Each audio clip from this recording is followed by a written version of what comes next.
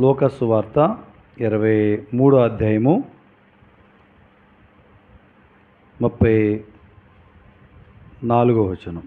అందరూ కలిసి చదువుకుందాం. లూకా సువార్త 23వ అధ్యాయము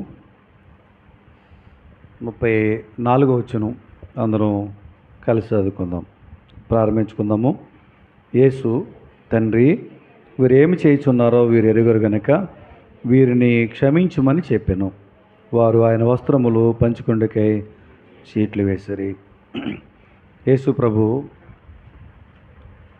శిలువ మరణమును ఆయన పొందే సమయంలో ఆయన ఈ అమూల్యమైనటువంటి మాటలు పలుకుతూ వచ్చారు. వాటిని సువార్తల్లో రాశారు. ఆ 7 మాటలు ప్రపంచవ్యాప్తంగా ఈరోజు ధ్యానం చేసుకుంటున్నారు. గుడ్ ఫ్రైడే అని. యేసు ప్రభు సిలువేయబడితే, ఆయన చనిపోతే మీకు గుడ్ ఫ్రైడే ఏంటండి అని అడిగేవారు కూడా ఉన్నారు. యేసు ప్రభు గనక శిలువ మరణములో తన ప్రాణాన్ని మన కొరకు అర్పించకపోతే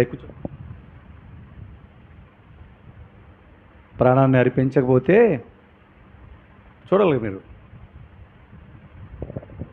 ఆ స్థానంలో మనం ఉండాలి. ఆ శిక్ష మనం భరించాలి. ప్రభు భరించి మనకు విడుదల ఇచ్చాడు. నిజంగా ఇది క్రైస్తవులకు, ప్రభు బిడ్డలకు శుభం. అందుకే ఈరోజు చాలామంది సెల్ ఫోన్లో స్టేటస్లు చూస్తే శుభ శుక్రవారము అని పెట్టారు.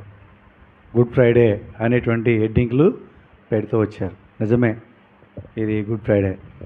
అయితే 7 మాటలు ఎందుకు ధ్యానం చేస్తారంటే ఇది ఆచారం కాదు.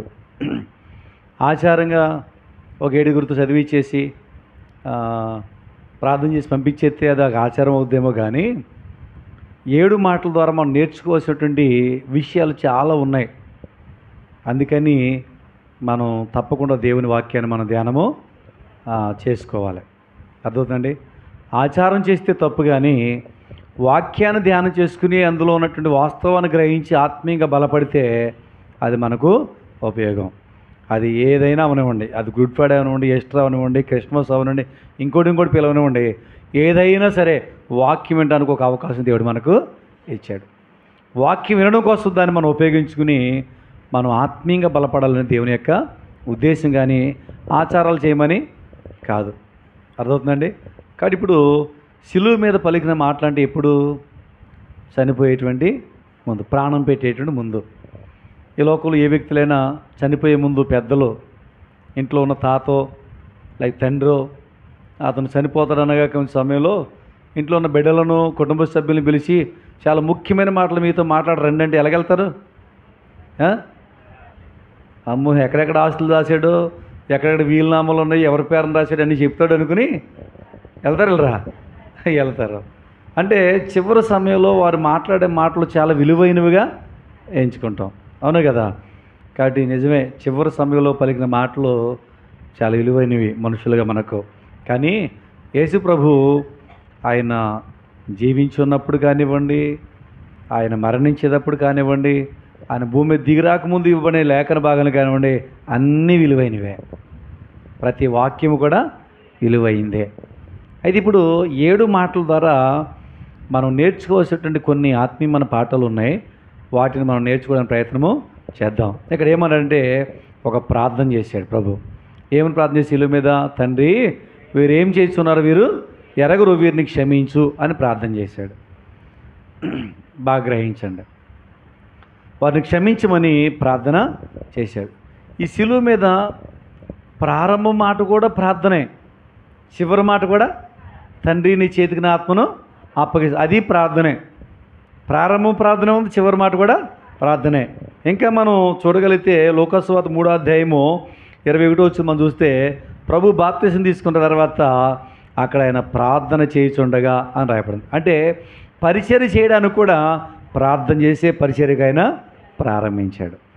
అంటే దీని ద్వారా ఏం నేర్చుకున్నాం అంటే ప్రార్థనకు ప్రభు ఎంత ప్రాముఖ్యతనిచ్చాడో మనం చూస్తూ ఉన్నాం. క్రైస్తవ జీవితంలో మన పరిస్థితులు ఏ విధంగా ఉన్నా సరే ప్రతి పరిస్థితిలో కూడా మనం ప్రార్థన జీవితాన్ని కలిగి ఉండాలని నేర్చుకున్నాం. ఇక రెండోది మనం చూస్తే యేసు ప్రభు వారిని ఏమన్నాడు తెలుసా? తండ్రి వీరిని క్షమించు అని. ఎవరు వాళ్ళు? యేసు ప్రభువుని కొర్రలతో కొట్టిన వాళ్ళు, మేకులు కొట్టినవారు, ముళ్ళ కిరీటం పెట్టినవారు, ప్రక్కలో బళ్ళెపోటు పొడిచిన వారు కదా, ఇంత శిక్షను అమలు చేసినటువంటి వ్యక్తులు వాళ్ళు. అలాంటి వారిని ప్రభు ఏమన్నాడు? క్షమించు ప్రభువా తండ్రి అని తండ్రికి ఆయన ప్రార్థన చేస్తూ ఉన్నాడు. ఇక్కడ ఒక విషయాన్ని మనం ఒకసారి ఆలోచన చేస్తే, క్షమాపణ గురించి మనం ఒకసారి ఆలోచన చేయాలి. ఎందుకంటే మానవ జీవితంలో క్షమాపణను మించింది మరొకటి లేదు. క్షమాపణే గొప్ప ఆశీర్వాదం. క్షమాపణే గొప్ప ఆశీర్వాదం. ఎందుకు క్షమాపణ ఎవరికి కావాలి? క్షమాపణ ఎవరికి కావాలండి? నేరస్తులకి, తప్పు చేసిన వాళ్ళకి క్షమాపణ అవసరం. సరే, మానవులను మనం అందరూ కూడా జన్మ కర్మ పాపాలు కలిగి ఉన్నాం. కానీ ఈ పాపంలో పుట్టిన వారు, పాపంలో జీవిస్తున్న వారు, పాపంలో మరణిస్తే శిక్షకు పాత్రులం. కానీ ఇప్పుడు మనకు క్షమాపణ ఏం చేస్తుందంటే శిక్షను తప్పించి పరలోక రాజ్యానికి తీసుకెళ్తుంది. కానీ క్షమాపణను మించిన ఆశీర్వాదం భూలోకంలో మరొకటి లేదు. అయితే క్షమాపణ అంత సులువా? ఆలోచన చేస్తే సులువండి? అంత సులువేమీ కాదు. ఎందుకంటే మార్క్స్ వార్తలు 2వ అధ్యాయంలో ఒక పక్షవాత రోగిని ప్రభు దగ్గర తీసుకొస్తే అతను స్వస్థపరిచే ముందు ప్రభు ఏమన్నా, నా కుమారుని నీ పాపములు క్షమించబడి ఉన్నవి అన్నాడు. వెంటనే ఈయనని దేవదోషం చేస్తున్నాడు, దేవుడు ఒక్కడే కదా పాపాలు క్షమించేది, ఈయనని క్షమిస్తానంటే వాళ్ళు యేసు ప్రభువుని వారు గ్రహించలేకపోయారు, ఆయన గుర్తించలేకపోయారు. వాళ్ళు ఒక ప్రవక్త అనుకుంటున్నారు. రకరకాలుగా ఈ దినాల్లో కూడా చాలామంది యేసు ప్రభువుని దేవుడిగా, రక్షకుడిగా, పాప విమోచకుడు అంగీకరించలేని వారు చాలామంది ఉన్నారు. అంగీకరిస్తేనే జీవితానికి ఆశీర్వాదం అనేది ఉంది. సరే, వాళ్ళు అలా అన్నప్పుడు అక్కడ ప్రభు ఒక మాట అన్నారు. ఏమన్నారంటే, సరే పాపములు క్షమించబడ్డాయనడం సులువా, నీ పరిపెత్తుకుని నడవమండం సులువా అని అడిగాడు. ఈ 2 పదాలు వాళ్ళ దగ్గర పెట్టాడు. ఏది సులువు ఇప్పుడు? ఇది పరిపెత్తుకుని నడవమండం సులువా అంటే ఇప్పుడు ఏం చేయాలి? పక్షపాత రోగి స్వస్థపరచాలి. ఇప్పుడు నువ్వులే స్వస్థత పొంది అన్నావు అంటే ఇప్పుడు అది ఏమవ్వాలి? రోగం పోవాలి. చేయగలవా ఆ యొక్క అద్భుతాన్ని? వాడు చేయలేడు.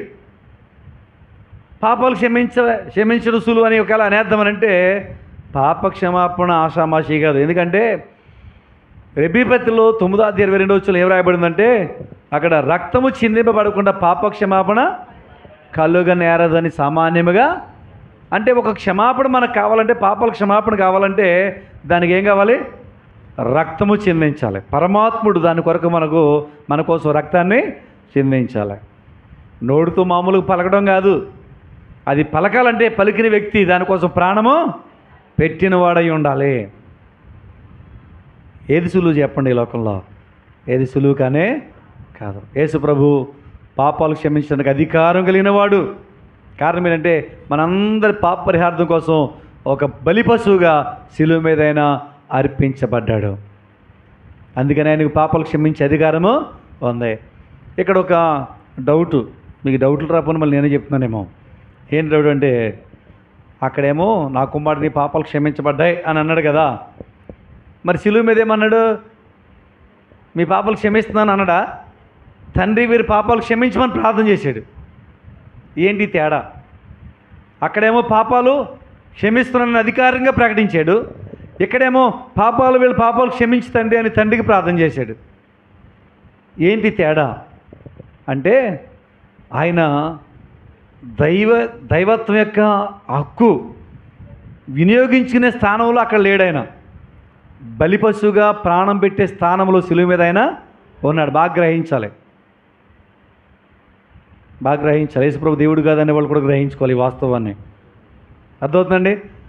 ఈయన ఏ స్థానంలో ఉన్నాడంటే, సమస్త మానవుల యొక్క పాపములు తన మీద వేసుకుని ఒక బలిపశువుగా అర్పించబడే స్థానంలో ఈయన ఉన్నాడు.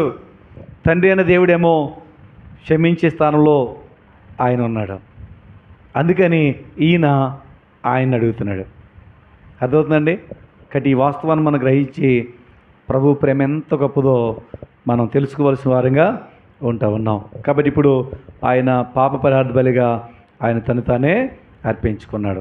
ఈ విషయం మనం చూస్తే బైబిల్ గ్రంథంలో 700 సంవత్సరాల క్రితమే యెషయా అనే భక్తుడు ప్రభు పుట్టకముందే ఈ ప్రవచనం రాశాడు. 700 సంవత్సరాల క్రితమే పుట్టుక గురించే కాదు, మరణాన్ని గురించి కూడా రాశాడు. ఏమి రాశాడు అంటే యెషయా గ్రంథం 53వ అధ్యాయంలో మనం చూస్తే 12వ వచనంలో అనేకుల పాపములను భరించుచు, కొంచెం చివరికి వెళ్ళిపోతే తిరుగుబాటు చేసిన వారిని గురించి ఆయన విజ్ఞాపన చేశాను అన్నాడు.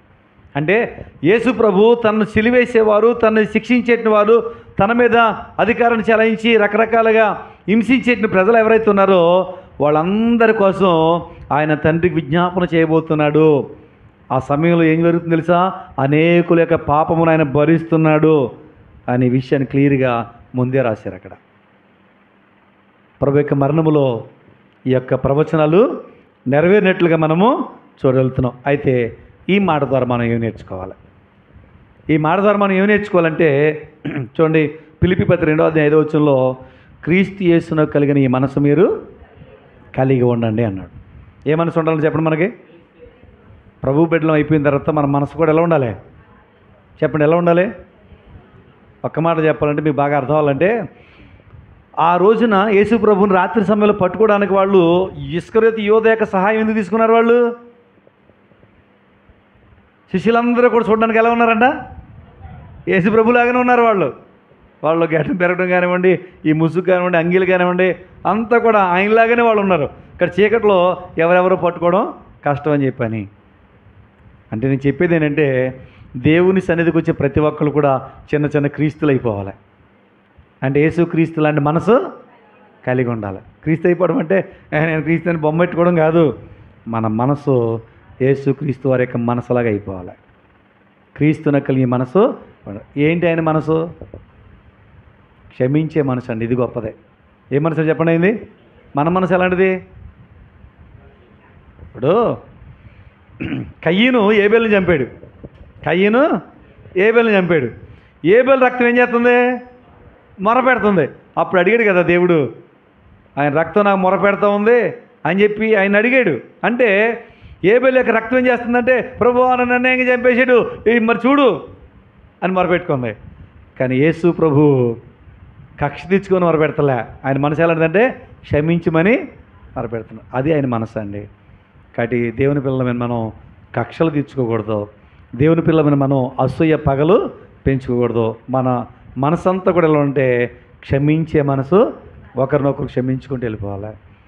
ఈ ఒక్క మాట ప్రతి క్రైస్తవుల యొక్క జీవితంలో నెరవేరితే క్రైస్తవ సమాజం అంతా కూడా ఎంత బాగుపడినారు ఈ దినాల్లో. వింటున్నారు కానీ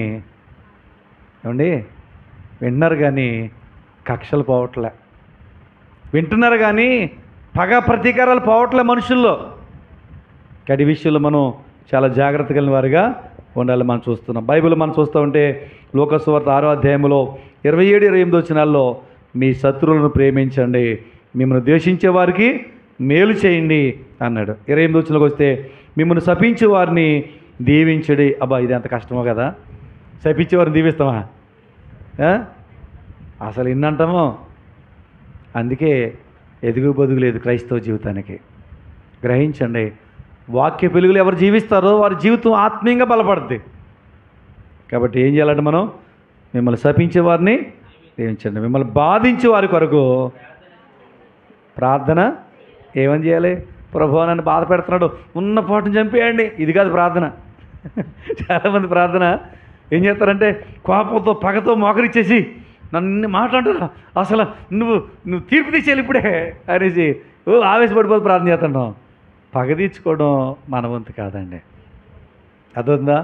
ప్రభువా వాడు తెలిసి అన్నాడు, తెలియక అన్నాడు, క్షమించిన ఆయన వాడికి మారు మనసు ఈ ప్రభువా, పరిస్థితులు అర్థం చేసుకున్నట్టు మనసు వారికి ఇవ్వ ప్రభువా అని ప్రార్థన చేయాలని దీని భావం. కానీ పగ తీర్చుకోమని ప్రార్థన చేస్తాం కాదు. ఇది బాధించే వరకు ఏం చేయాలంట? ప్రార్థన చేయాలని వాక్యము చెప్తా ఉంది. అలాగ ప్రార్థన చేసినటువంటి వ్యక్తులు బైబిల్లో కొంతమంది ఉన్నారండి. అలాంటి వ్యక్తులు కొంతమంది ఉన్నారు. యోసేపు అనే భక్తుడు ఉన్నాడు బైబిల్లో. తన అన్నలు హింసించారు అన్యాయంగా, తన అన్నలు అమ్మివేశారు అన్యాయంగా, గోతులో పడేశారు, తీశారు, అమ్మేశారు. దాన్ని బట్టి బానిసగా అమ్మబడ్డాడు ఐగుప్తు దేశంలో. అక్కడికి వెళ్తారు, శోధన వచ్చి చెరసాల్లో వేయబడ్డాడు. అసలు ఇప్పుడు యోసేపు ఎలా ఊగిపోవాలి చెప్పండి? పగతో ఊగిపోవాలి, నా అన్నల ద్వారా నాకు ఇది ఇస్తూ వచ్చిందని. అవునా కదా? కానీ దేవుడు కొనొక దినాన ఐగుప్తు దేశంలో ప్రధాన అంతటి గొప్పవానిగా చేశాడు. చుట్టుపక్కల దేశాల్లో ఎక్కడ పంట లేదు, కరువు కాలం. ఐగుప్తులో మాత్రమే ధాన్యం ఉంది. ఇప్పుడు ఈ ధాన్యం అమ్మే అధికారం ఎవరు చెప్పండి? యోసేపుదే. ఇప్పుడు అన్నలు అక్కడికి వచ్చారు. ఆ స్థానంలోకి వెళ్ళను. యోసేపు స్థానంలో నువ్వు ఉండి నిన్ను బాధించిన శత్రువులు అన్నల వల్ల నీ దగ్గరికి వస్తే నువ్వేం చేస్తావు?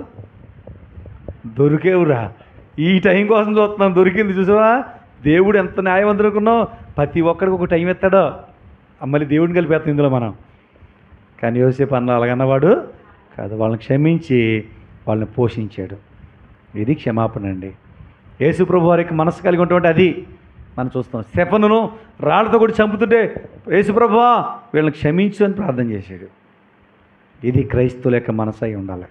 అది ఇక్కడ మనము చూస్తూ ఉన్నాం. కాబట్టి మనము చేయవలసింది ఏంటంటే క్షమించే వారిగా మనం ఉండాలి. మత్తయి సువార్త 5వ అధ్యాయంలో 44వ వచనంలో మిమ్మల్ని హింసించే వారి కొరకు ప్రార్థన చేయండి అన్నాడు.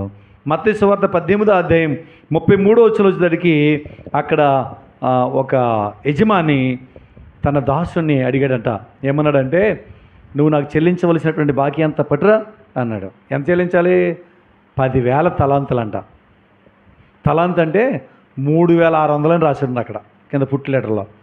3,600 ఇంటూ 10,000 కొడితే ఎంత వస్తుందండి? చదువుకున్న వ్యక్తులు చెప్పండి. 3,60,00,000 వస్తుందండి. ఎంత అప్పు? 3,60,00,000 తీర్చమని అడిగితే, అయ్యా కొంచెం ఓర్చుకొని తీరుస్తానంటే పాప యజమాని జాలేసి చల్ల నీ అప్పు అంతా కొట్టేస్తున్నాలే అని క్షమించేశాడు. ఈ దాసుడు ఇంటికి వెళ్ళేడికి ఇతనితో పాటు యజమాని దగ్గర పనిచేసే తోటి దాసుడు ఉంటాడు కదా, ఆ దాసుడు వీడికి 100 దేనారాలు అప్పు ఉన్నాడంట. దేనారం అంటే ₹10. అంటే ఇప్పుడు డబ్బులు లెక్కైతే ₹50 అప్పు ఉన్నాడంట. ₹50 అప్పుని పీకట్టేసుకుని అని పట్టేసుకుని తీర్చవా తీర్చవా అన్నాడు. వీడు క్షమాపణ పొందాడుగా. 3,60,00,000 అప్పు క్షమించబడింది. కానీ ₹50 అప్పు వీడు క్షమించలేకపోతున్నాడు. తీర్చవా అని ఆ తీర్చే వరకు జైలు లేపితే ఈ విషయం యజమానికి తెలిసింది. తెలిసారా? ఇంత పెద్ద అమౌంట్ 10,000 తలాంతులను నేను క్షమిస్తే 100 దేనారాల వాడిని నువ్వు క్షమించలేకపోయావా? నువ్వు మొత్తం చెల్లించే వరకు నువ్వు వెళ్ళి జైల్లో ఉండన్నాడు.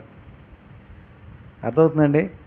దీని అర్థం ఏంటంటే అదే 18వ అధ్యాయంలో ఉంటుంది. ప్రభువా 7 మార్లు మట్టుకు క్షమించాలా అంటే 7 మార్లు మట్టుకు కాదు, 77 మార్లు మట్టుకు క్షమించాలన్నాడు. క్రైస్తవ జీవితకాలం అంతా క్షమిస్తూ వెళ్ళాలి. నువ్వు క్షమించలేవనుకో ప్రభు కొన్ని పాపాలు క్షమించలేడు. అర్థమవుతుందండి? ప్రభు మన పాపాలు క్షమించకపోతే మనకేమనదు? పరలోక రాజ్యమే. క్షమాపణ చాలా ప్రాముఖ్యమైనది ఇక్కడ మనం చూస్తాం. దైవికమైన ప్రేమ ఏం చేస్తుందంటే క్షమించేదిగా ఉంటుంది. అలా మనం క్షమించాలని చూస్తున్నాం. ఇది మొట్టమొదటి మాట. యేసు ప్రభు శిలువలో తన ప్రాణం పెట్టినప్పుడు మాట్లాడినటువంటి మాట. తండ్రి వీరు ఏం చేస్తున్నారు, వీరు ఎరగరు అనేటువంటి మాట ఇక్కడ మనం చూస్తున్నాం. రెండవది చూద్దాం. చూడండి, లూకా సువార్త 23వ అధ్యాయం 43వ వచనం.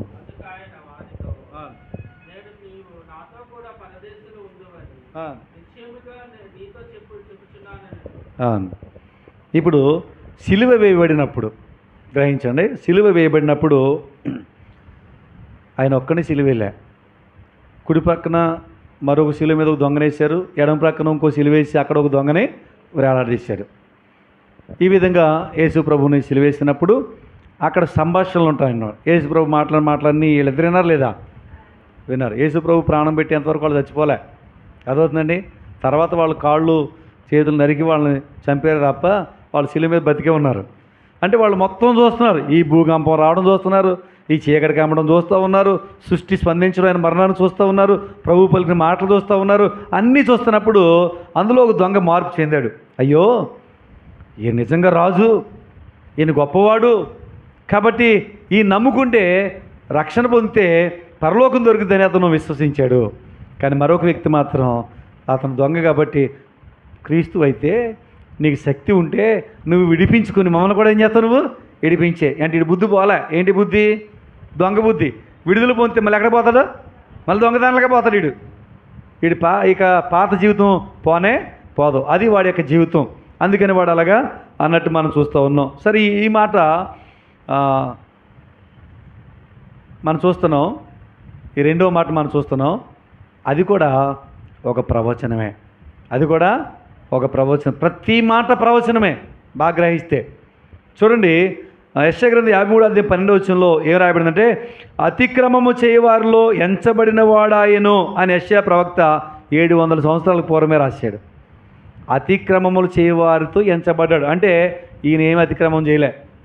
ఉందండి ఈయనలో, ఈయనలో పాపమేమీ లేదు. కానీ నేరం చేసిన వాళ్ళతో ఈయన ఎంచబడి వేలాడతాడని ముందే రాశాడు. రాయబడిన ప్రవచనాలు యేసుప్రభు వారి యొక్క మరణంలో నెరవేరినట్లు ఇక్కడ మనము చూడగలుగుతూ ఉన్నాం.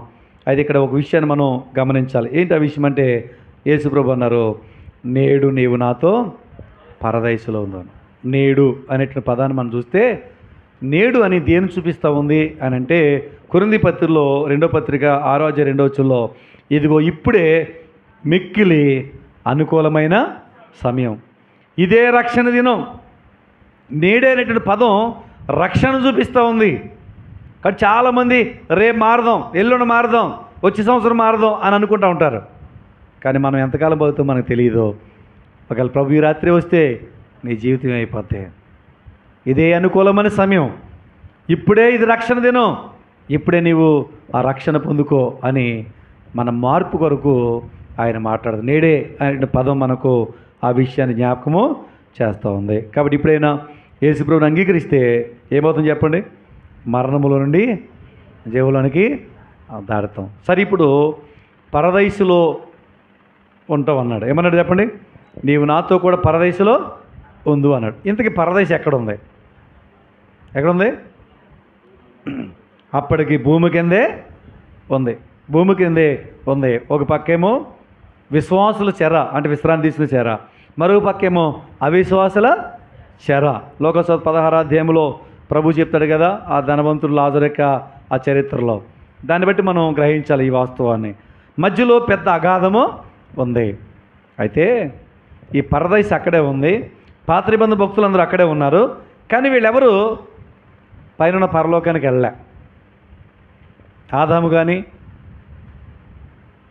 అబ్రహాము కానీ, అనోక్ కానీ, లేకపోతే ఇంకా ఎవరో నోవక్ కానీ, ఇంతమంది భక్తులు ఉన్నారు కదా, వీళ్ళందరూ కూడా చనిపోయి సమాధి చేయబడి వారు పరదైసు అనేటువంటి ఈ భూమి కింద ఉన్నటువంటి పరదైసులోనికి వెళ్ళారు తప్ప వాళ్ళు పైన పరలోకానికి వాళ్ళు వెళ్ళలే. కారణం ఏంటి అని అంటే మనం చూడగలం. యోహాను సువార్తలో 14వ అధ్యాయంలో 6వ వచనంలో నేనే మార్గము అన్నాడు. యేసుప్రభు చెప్పింది ఏంటంటే, ఏ వ్యక్తి అయినా సరే భూలోకము నుండి పరలోకము నుండి తండ్రి వద్దకు వెళ్ళాలంటే యేసుప్రభు ఒక్కడే మార్గము. యేసుప్రభు ఒక్కడే మార్గం. అందుకే యేసుప్రభు వచ్చేంత వరకు పాత నిబంధన భక్తులందరూ భూమి కిందే ఉన్నారు. వాళ్ళు ఎంత గొప్ప భక్తులైనా సరే, వాళ్ళు ఎంత పేరు ప్రఖ్యాతులు కలిగిన వారైనా సరే, ఎంత ప్రార్థనా పరులైనా సరే, యేసుప్రభు వచ్చేంత వరకు వాళ్ళు అక్కడే ఉన్నారు. అందుకే ఎఫెసీ పత్రికలో రాయబడిన మాట మనం చూడగలం. 4వ అధ్యాయం 8-9 వచనాలు చూస్తూ ఉంటే యేసుప్రభు ఏం చేశారంట? అందుచేత ఆయన ఆరోహణమైనప్పుడు చెరనుగా పట్టుకొని పోయాను. ఆరోహణమైనగా భూమి యొక్క క్రింది భాగమునకు దిగిననియు అర్థం వచ్చున్నది. అంటే ఇప్పుడు చెర అనేటువంటి పదాన్ని ఎందుకు వాడారండి మీరు అంటారేమో. యేసుప్రభు ఏం వాడారు పదాన్ని? చెరగా అయినా పర్టికులర్ ఎఫెసీ పత్రికలో మనం విశ్వాసుల యొక్క చెర పాతాళ లోకంలో కిందే ఉంది. ఒక పక్కన పరదైసు అనే చెర, మరొక పక్కనేమో వేదనకరమైనటువంటి అవిశ్వాసుల యొక్క చెర. ఇప్పుడు యేసుప్రభు ఈ యొక్క పరదైసు అనేటువంటి చెరలోనికి వెళ్ళాడు. వెళ్ళిన తర్వాత ఆయన పునరుత్థానంలో లేచినప్పుడు ఈ చెరను పట్టుకుని ఆయన వెళ్ళాడు. అందుకే కదా పైకి తీసుకెళ్ళి అక్కడ తండ్రి దగ్గర పరదైసులో వాళ్ళని పెట్టి రావాలి మళ్ళీ భూమి మీదకి. మగ్దలేని మరి ఏడుతూ ఉంటే ఈలోపు ఆయన జాలి పడిపోయి ప్రేమ చూపించి, ఎందుకంటే ఆయన జాలి కలిగిన దేవుడు కదా, కాబట్టి ఎందుకు ఏడుస్తున్నావు అని ఆమెను మాట్లాడతాడు. యోహాను సువార్త 20వ అధ్యాయంలో ఆయన ముట్టుకోవడానికి ప్రయత్నం చేస్తాయి. నన్ను ముట్టుకో, నేను తండ్రి అదుకు ఎక్కిపోవాలి. ఏం చేస్తున్నాడు? ఇప్పుడు ఆయన చెరగా పట్టుకెళ్తున్నాడు. ఈ ప్రక్రియలో ఆయన తాకొద్దు అన్నాడు. అయితే ఆమె వెళ్ళమన్నాడు, కలుస్తా అన్నాడు. ఈయన ఎప్పుడు వెళ్ళాడు, ఎప్పుడు ఎక్కడ పెట్టాడు, వచ్చేసాడు. అంతే. అర్థమవుతుందండి? ఇది పరదైసు ఇప్పుడు ఎక్కడుంది? పైన ఉంది. అబ్బా ఎంత తిరిగి చెప్పేశారు. పైన అంటే ఎక్కడ ఉంది? పరలోకంలో ఉందా? సరే పోనీ పరలోకంలో ఉందనుకుంది, పరలోకం ఎక్కడుంది? సరే పరదైస్ గురించి మనం క్వశ్చన్ వేసుకున్నాం కాబట్టి పరదైస్ ఎక్కడుందనంటే కొరింథీ రాసిన పత్రిక 2వ పత్రిక 12వ అధ్యాయం 2-3 వచనాలు చదవండి.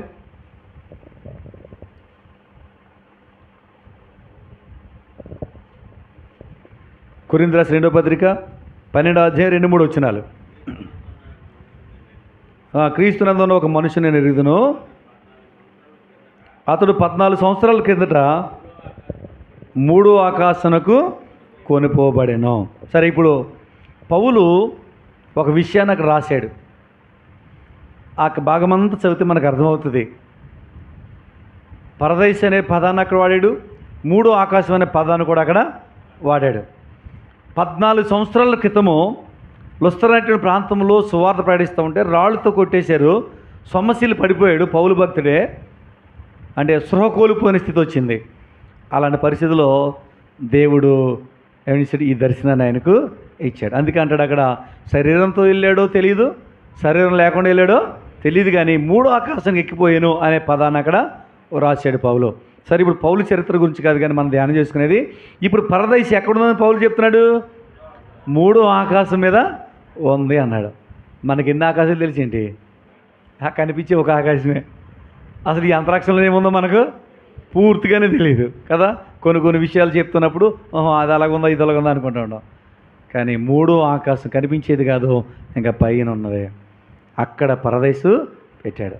ఇప్పుడు ఇంతకీ నా ప్రశ్న ఏంటంటే, పాత నిబంధన భక్తులందరూ భూమి కింద ఉన్న పరదైసుకి వెళ్ళారు. ఇప్పుడు ఆ చెరగా యేసు ప్రభు తీసుకెళ్ళి అది 3వ ఆకాశంలో పెట్టేశారు. ఇప్పుడు యేసు ప్రభువుని అంగీకరించి చనిపోయినటువంటి క్రొత్త నిబంధన భక్తులు ఎక్కడికి వెళ్తారు? పైకి వెళ్తారా కిందకి వెళ్తారా? అదే మరి నోవా కిందకి వెళ్ళాడు కదా, అబ్రహాం కిందకి వెళ్ళాడు కదా. ఇప్పుడు ఆ చెరను తీసుకెళ్ళిపోయి పైన ఉన్న పరదైసు అంటే 3వ ఆకాశాలైనా పెట్టేశాడంటే యేసు ప్రభు ద్వారా వాళ్ళు వెళ్ళాలని చెప్పి తండ్రి యొక్క నిర్ణయం. అందుకే ప్రభు తీసుకెళ్ళి అక్కడ పెట్టాడు శిలువ కార్యం అయిన తర్వాత. ఇప్పుడు క్రీస్తు రకంలో కడగబడి మన అందరం చనిపోతే నేరుగా ఆ 3వ ఆకాశం పరదైసుకి మనం వెళ్తాం. భూమి కిందకి వెళ్ళాం. భూమి కింద కేవలం బాడీ పెడతారు అంతే. అర్థమైందండి?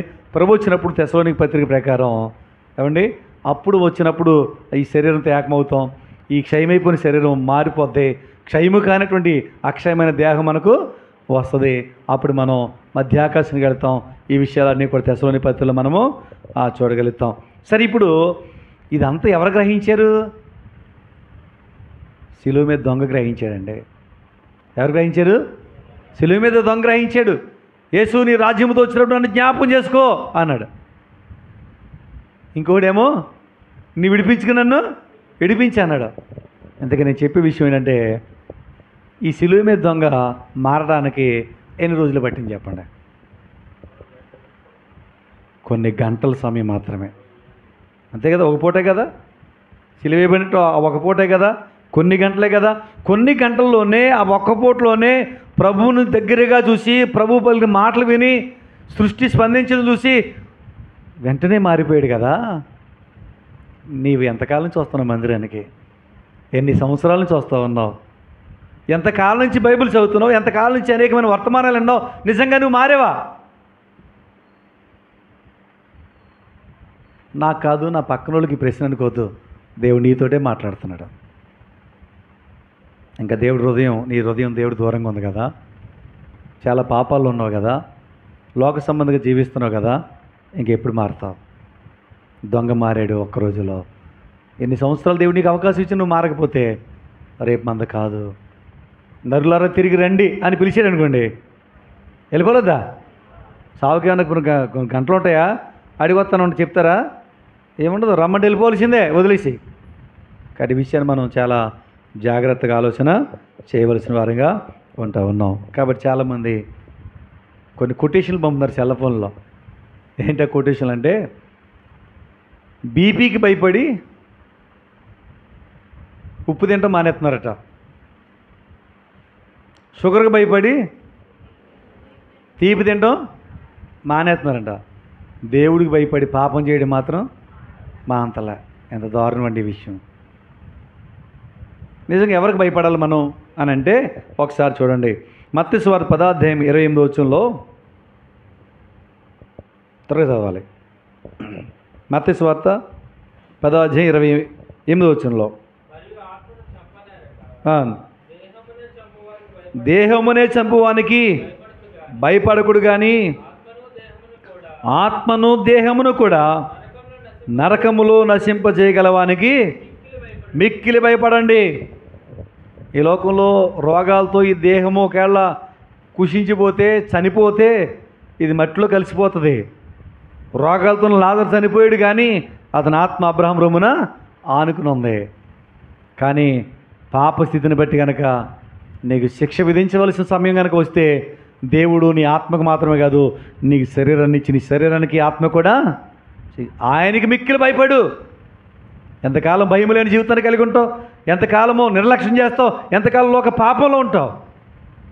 ఇదే విషయాన్ని మనం చూస్తూ ఉన్నాం. కానీ దేవునికి భయపడిన వారిగా మనం ఉండాలి. ఈ శిలువ మీద దొంగ యేసు ప్రభు ఆయనకు రాజ్యం ఉందని గ్రహించాడు. ఆయన త్వరలో రానై ఉన్నాడని కూడా గ్రహించాడు. మరణం తర్వాత నిజమైన జీవితం ఉందని ఆయన గ్రహించాడు. యోహాను సువార్త 11:25 మాట మనం చూడగలుగుతాం. మరణం తర్వాత జీవితం ఉందని అతను గ్రహించాడు. అందుకనే వెంటనే ఆ రాజ్యం నాకు కావాలని కోరుకున్నాడు. కాబట్టి మనం చేయవలసిన పని ఏంటంటే ఆ దొంగ వలె మనం కూడా మార్పు చెంది గ్రహించవలసిన విషయాలు మనము గ్రహించాలని నేర్చుకుంటూ ఉన్నాం. ఇంతకీ ఆయన రాజ్యం అన్నారు కదా, ఆ రాజ్యంలో ఏముంది? ఆయన రాజ్యంలో ఏముందండి? ఏముందంటే మత్తయి సువార్త 22:2 చూస్తుంటే అక్కడ ఒక ఉపమానం చెప్తూ, చదవండి త్వరగా. పరలోక రాజ్యము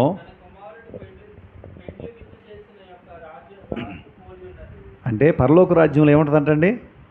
సమృద్ధి అయిన విందు ఉంటుందంట పరలోక రాజ్యంలో. ఇంకా పరలోక రాజ్యము ఏముంటుంది అక్కడంటే లోక సువార్త 1:33 ఆయన రాజ్యము అంతము లేనిదై ఉండనుంది, శాశ్వతం ఉంటుందండి. భూలోక రాజ్యాలు 5 సంవత్సరాలే ఓటేసి గెలిపిస్తే, అవును కదా. తర్వాత ఆ గవర్నమెంట్ నచ్చకపోతే మరో గవర్నమెంట్ మార్చేస్తారు. కానీ దేవుని రాజ్యము అంతము లేనిది, శాశ్వతమైంది. ఈ దొంగ మామూలుగా కోరుకోలేదు, ఇంత గ్రహించాడు అతను శిలువ మీద ఉండి. నువ్వు గ్రహిస్తున్నావు ఎంతకాలం మందిరానికి వస్తే? ఇంకా దేవుని రాజ్యంలో ఏముంటుందయ్యా అని అంటే లోకా సువార్తలో 13వ అధ్యాయంలో 28 మనం చూస్తూ ఉంటే అక్కడ అనేక మంది తూర్పు నుండి, పడమర నుండి, ఉత్తరం నుండి, దక్షిణ నుండి వచ్చి అబ్రాహాముతో, ఇస్సాకుతో, ఇంకా యాకోబుతో, భక్తులతో ఉంటారని చెప్పాడు. ఇదేం జ్ఞాపకం చేస్తుందంటే పరలోకంలో లేక ఆయన రాజ్యములో మన పితరులు ఉంటారు, దైవ భక్తులు ఉంటారు. రేపు మనం వారిని కలుసుకోబోతున్నాం. ఎవరు కలుసుకున్నాం అండి? భక్తులైన వారిని ఆయన రాజ్యంలో మనము కలుసుకోబోతున్నాం. ఇది ఎంత గొప్ప సంగతో. ఇది మనకు బాగా అర్థం అవ్వాలంటే భూమి మీద జరిగే విషయాలు కూడా మనం గుర్తు చేసుకోవాలి. మొన్న ఈ మధ్యనే వార్తాపత్రికల్లో, టీవీ వార్తల్లో కూడా వచ్చినాయి. ఏంటి వార్త? గెట్ టుగెదర్ అని పెట్టుకున్నారంట. పూర్వ విద్యార్థులకు సమ్మేళనం పెడుతున్నారు కదండి ఈ మధ్యన. ఎప్పుడు 10th క్లాస్ చదివిన వాళ్ళందరూ మళ్ళీ పెళ్ళిళ్ళు అయిపోయి పిల్లలు కనేసిన తర్వాత ఒకసారి కలుసుకుందాం మనందరం అని చెప్పి గెట్ టుగెదర్ మీటింగ్స్ పెట్టుకున్నారు. ఇంటర్ చదివిన వాళ్ళు, డిగ్రీ చదివిన వాళ్ళు, ఇలాగా 10th చదివిన వాళ్ళు అలా పెట్టుకున్నారు. అయితే ఈ మధ్యన వచ్చిన వార్త ఏంటంటే అలాగా పూర్వ విద్యార్థుల సమ్మేళనంలో పాత విద్యార్థులందరూ కలిశారు. కలిస్తే అందులో ఒక సహోదరి అంటే ఒక స్త్రీ, అప్పటికే పెళ్ళి అయిపోయింది, 2 పిల్లలు ఉన్నారు. అతని భర్త ఏమో కొంచెం ఏజ్డ్గా ఉన్నాడు. ఇప్పుడు ఆమె యొక్క ఫ్రెండ్ తనతో చదువుకున్న వ్యక్తికి అతనికి ఇంకా పెళ్ళి అవ్వలే. అతను అన్నాడు ఆస్తి కలిగి ఉన్నాడు, ఉద్యోగం కలిగి ఉన్నాడు. కాబట్టి ఇప్పుడు నీవు గనక వాళ్ళు వదిలేసి వచ్చేస్తే నేను పెళ్లి చేసుకుంటా అన్నాడంట. విన్నారా ఈ వార్త? అంటే మీరు ఏం చూస్తున్నారు మరి? వార్తలు మానేసి ఇంక మిగిలిన అన్నీ చూస్తున్నారా? వదిలేసి వచ్చేస్తే కాదండి, చంపేసి వచ్చేస్తే పెళ్లి చేసుకుంటా అన్నాడంట. అతని మాటలు నమ్మి పిల్లలకు విషం ఇచ్చి చంపేసింది. చంపేసి తెలివిగా తనకు కూడా అనారోగ్యం వచ్చిందని డ్రామా ఆడింది. అంటే ఇప్పుడు ఈ హత్య భర్త మీదకి వెళ్ళిపోవాలని ప్రయత్నం చేసింది. భర్త మీదకి వెళ్ళిపోతే భర్త ఎక్కడ ఉంటాడు? జైల్లో ఉంటాడు. పిల్లల యొక్క అడ్డు తొలగిపోయింది. ఇప్పుడు ఈమె అనుకున్న వ్యక్తిని పెళ్లి చేసుకో. ఈ గెట్ టుగెదరు అంటే పూర్వ విద్యార్థుల్ని, ఇంతకుముందు వాళ్ళతో కలిసి ఉన్న వాళ్ళని కలుసుకుని ఈ సమయం ఏమైందంటే ఆమెకు శాపాన్ని తెచ్చింది, దొరికేసింది. తర్వాత అరెస్ట్ చేసి ఇద్దరిని తీసుకొని జైల్లో పాడేశారు. అర్థమవుతుందండి? పూర్వ విద్యార్థులు కలుసుకుందాని ప్రయత్నం చేస్తే ఇది వాళ్ళకి శాపమై కూర్చుంది. కానీ ఇక్కడ కలుసుకునేది అలాంటిది కాదండి. మన పితరులను, భక్తులను కలుసుకుని సంతోషించేటువంటి భాగ్యం దేవుడు మనకు ఇస్తున్నాడు. ఆయన రాజ్యము ఈ లోక సంబంధమైనది కాదు. ఈ లోకంలో దుష్టుడు ఉన్నాడు కాబట్టి దుష్ట తలంపులు, మోసాలు, హత్యలు ఇలాంటివి ఈ లోకంలో ఉన్నాయి. కానీ ఆయన రాజ్యము అంతము లేనిది. ఆయన రాజ్యంలో నిత్యం సంతోషం ఉండేది. కాబట్టి మనం ఆయన రాజ్యంలో మన పితరులు అయినటువంటి భక్తులను కలుసుకోబోతున్నాం. అది ఇక్కడ మన జ్ఞాపకము చేస్తూ ఉన్నాడు. నీ కుటుంబంలో ప్రభువు నమ్ముకున్న వ్యక్తులు చనిపోయి ఉంటే రేపొద్దున వాళ్ళను కలుసుకోబోతున్నావు, వారితో కొంచెం సమయాన్ని గడపబోతున్నావు. ఆయన రాజ్యంలో అది ఉంది. ఇంకా ఆయన రాజ్యములో ఏముంటుందయ్యా అంటే ప్రకటన గ్రంథం 2వ అధ్యాయం 7వ వచనం చూస్తే జీవవృక్ష ఫలం ఉందంట. ఏముందో చెప్పండి? దేవుడు దాన్ని ఎక్కడెట్టాడు? ఫస్ట్ ఏదైనా తోటలో పెట్టాడు. అర్థమైందండి? దీన్ని తినరా బాబు, ఇది తింటే బతుకుతావు అంటే దీన్ని మానేసి మంచి చెట్లు తెలినిచ్చే వృక్షఫలం తిని మరణం తెచ్చుకున్నాడు. ఎవరు? ఆదాము అవ్వలు. అవునా కదా? అయితే ఇప్పుడు దేవుడి ఉద్దేశం ఏంటంటే మానవుడు దీన్ని తిని నిత్యం బ్రతికుండాలని దేవుడి ఉద్దేశం. కానీ ఆయన ఉద్దేశాన్ని భిన్నంగా వాళ్ళు పాపం చేశారు. ఇక ఈ పాపంలో ఉన్నది దాన్ని తింటే పాపంలోనే బ్రతికుంటారు ఎంతగా ఎల్లకాలం. పాపంలోనే శిక్ష ఇస్తూనే బ్రతికుండాలి వాళ్ళు, శిక్ష పొందుతూనే. అందుకని దేవుడు కరుణ చూపించి యేసుక్రీస్తులో వారు రక్షించే దాని కొరకు ఈ జీవవృక్ష ఫలాన్ని వారికి దూరం చేయాలని వాళ్ళు బయటికి పంపించేశారు. ఇప్పుడు ఈ జీవవృక్ష ఫలం పరదైసులో ఉంది. అక్కడికి వెళ్తే రాజ్యంలో అది ఇస్తారంట. అర్థమవుతుంది దేవుడి ఉద్దేశం ఎంత గొప్పదో. కానీ రాజ్యము ఎలాంటిదని ఇక్కడ చూస్తున్నాం. ఇంకా దేవుని రాజ్యం ఎలాంటిదంటే కొరింథీ రాసిన మొదటి పత్రిక 4:20 వచనంలో దేవుని శక్తితో ఉందని రాస్తూ ఉన్నాడు. ఆయన రాజ్యం అంట. అంటే దేవుని రాజ్యం శక్తి కలిగింది. అర్థమవుతుందండి? బలహీనమైంది కాదు. ఆయన రాజ్యం బలహీనమైంది కాదు. కొంతమంది ఎమ్మెల్యేలు అమ్ముడైపోతే గవర్నమెంట్ కూలిపోద్ది, కొంత బలహీనం అయిపోద్ది. కానీ దేవుని రాజ్యం అలాంటిది కాదు, శక్తి కలిగింది అంటాడు. ఇంత విలువైన రాజ్యం నాకు కావాలని నా వ్యక్తి కోరుకున్నాడండి. నీవు కోరుకోకపోతే ఎక్కడికి వెళ్తావు? ఈ రెండో మాటని ఎంత ఎక్కువగా వివరించడం గల కారణం ఏంటంటే ఆయన రాజ్యంలో మనం ఉండాలని దేవుడి ఉద్దేశం అండి. ఆయన సిలువ కార్యాన్ని మనం గ్రహించకపోతే ఇంకెందుకు మన జీవితం? కటి విషయాన్ని మనం గ్రహించవలసిన వారంగా ఉన్నాం. ఆయన రాజ్యంలో మనం చేరాలంటే మత్తయి సువార్త 3వ అధ్యాయం 2వ వచనం అంటాడు, ఆయన రాజ్యం చేరాలంటే మనం మారు మనసు పొందాలంటండి. ఏం చేయాలి చెప్పండి? మారు మనసు పొందాలి.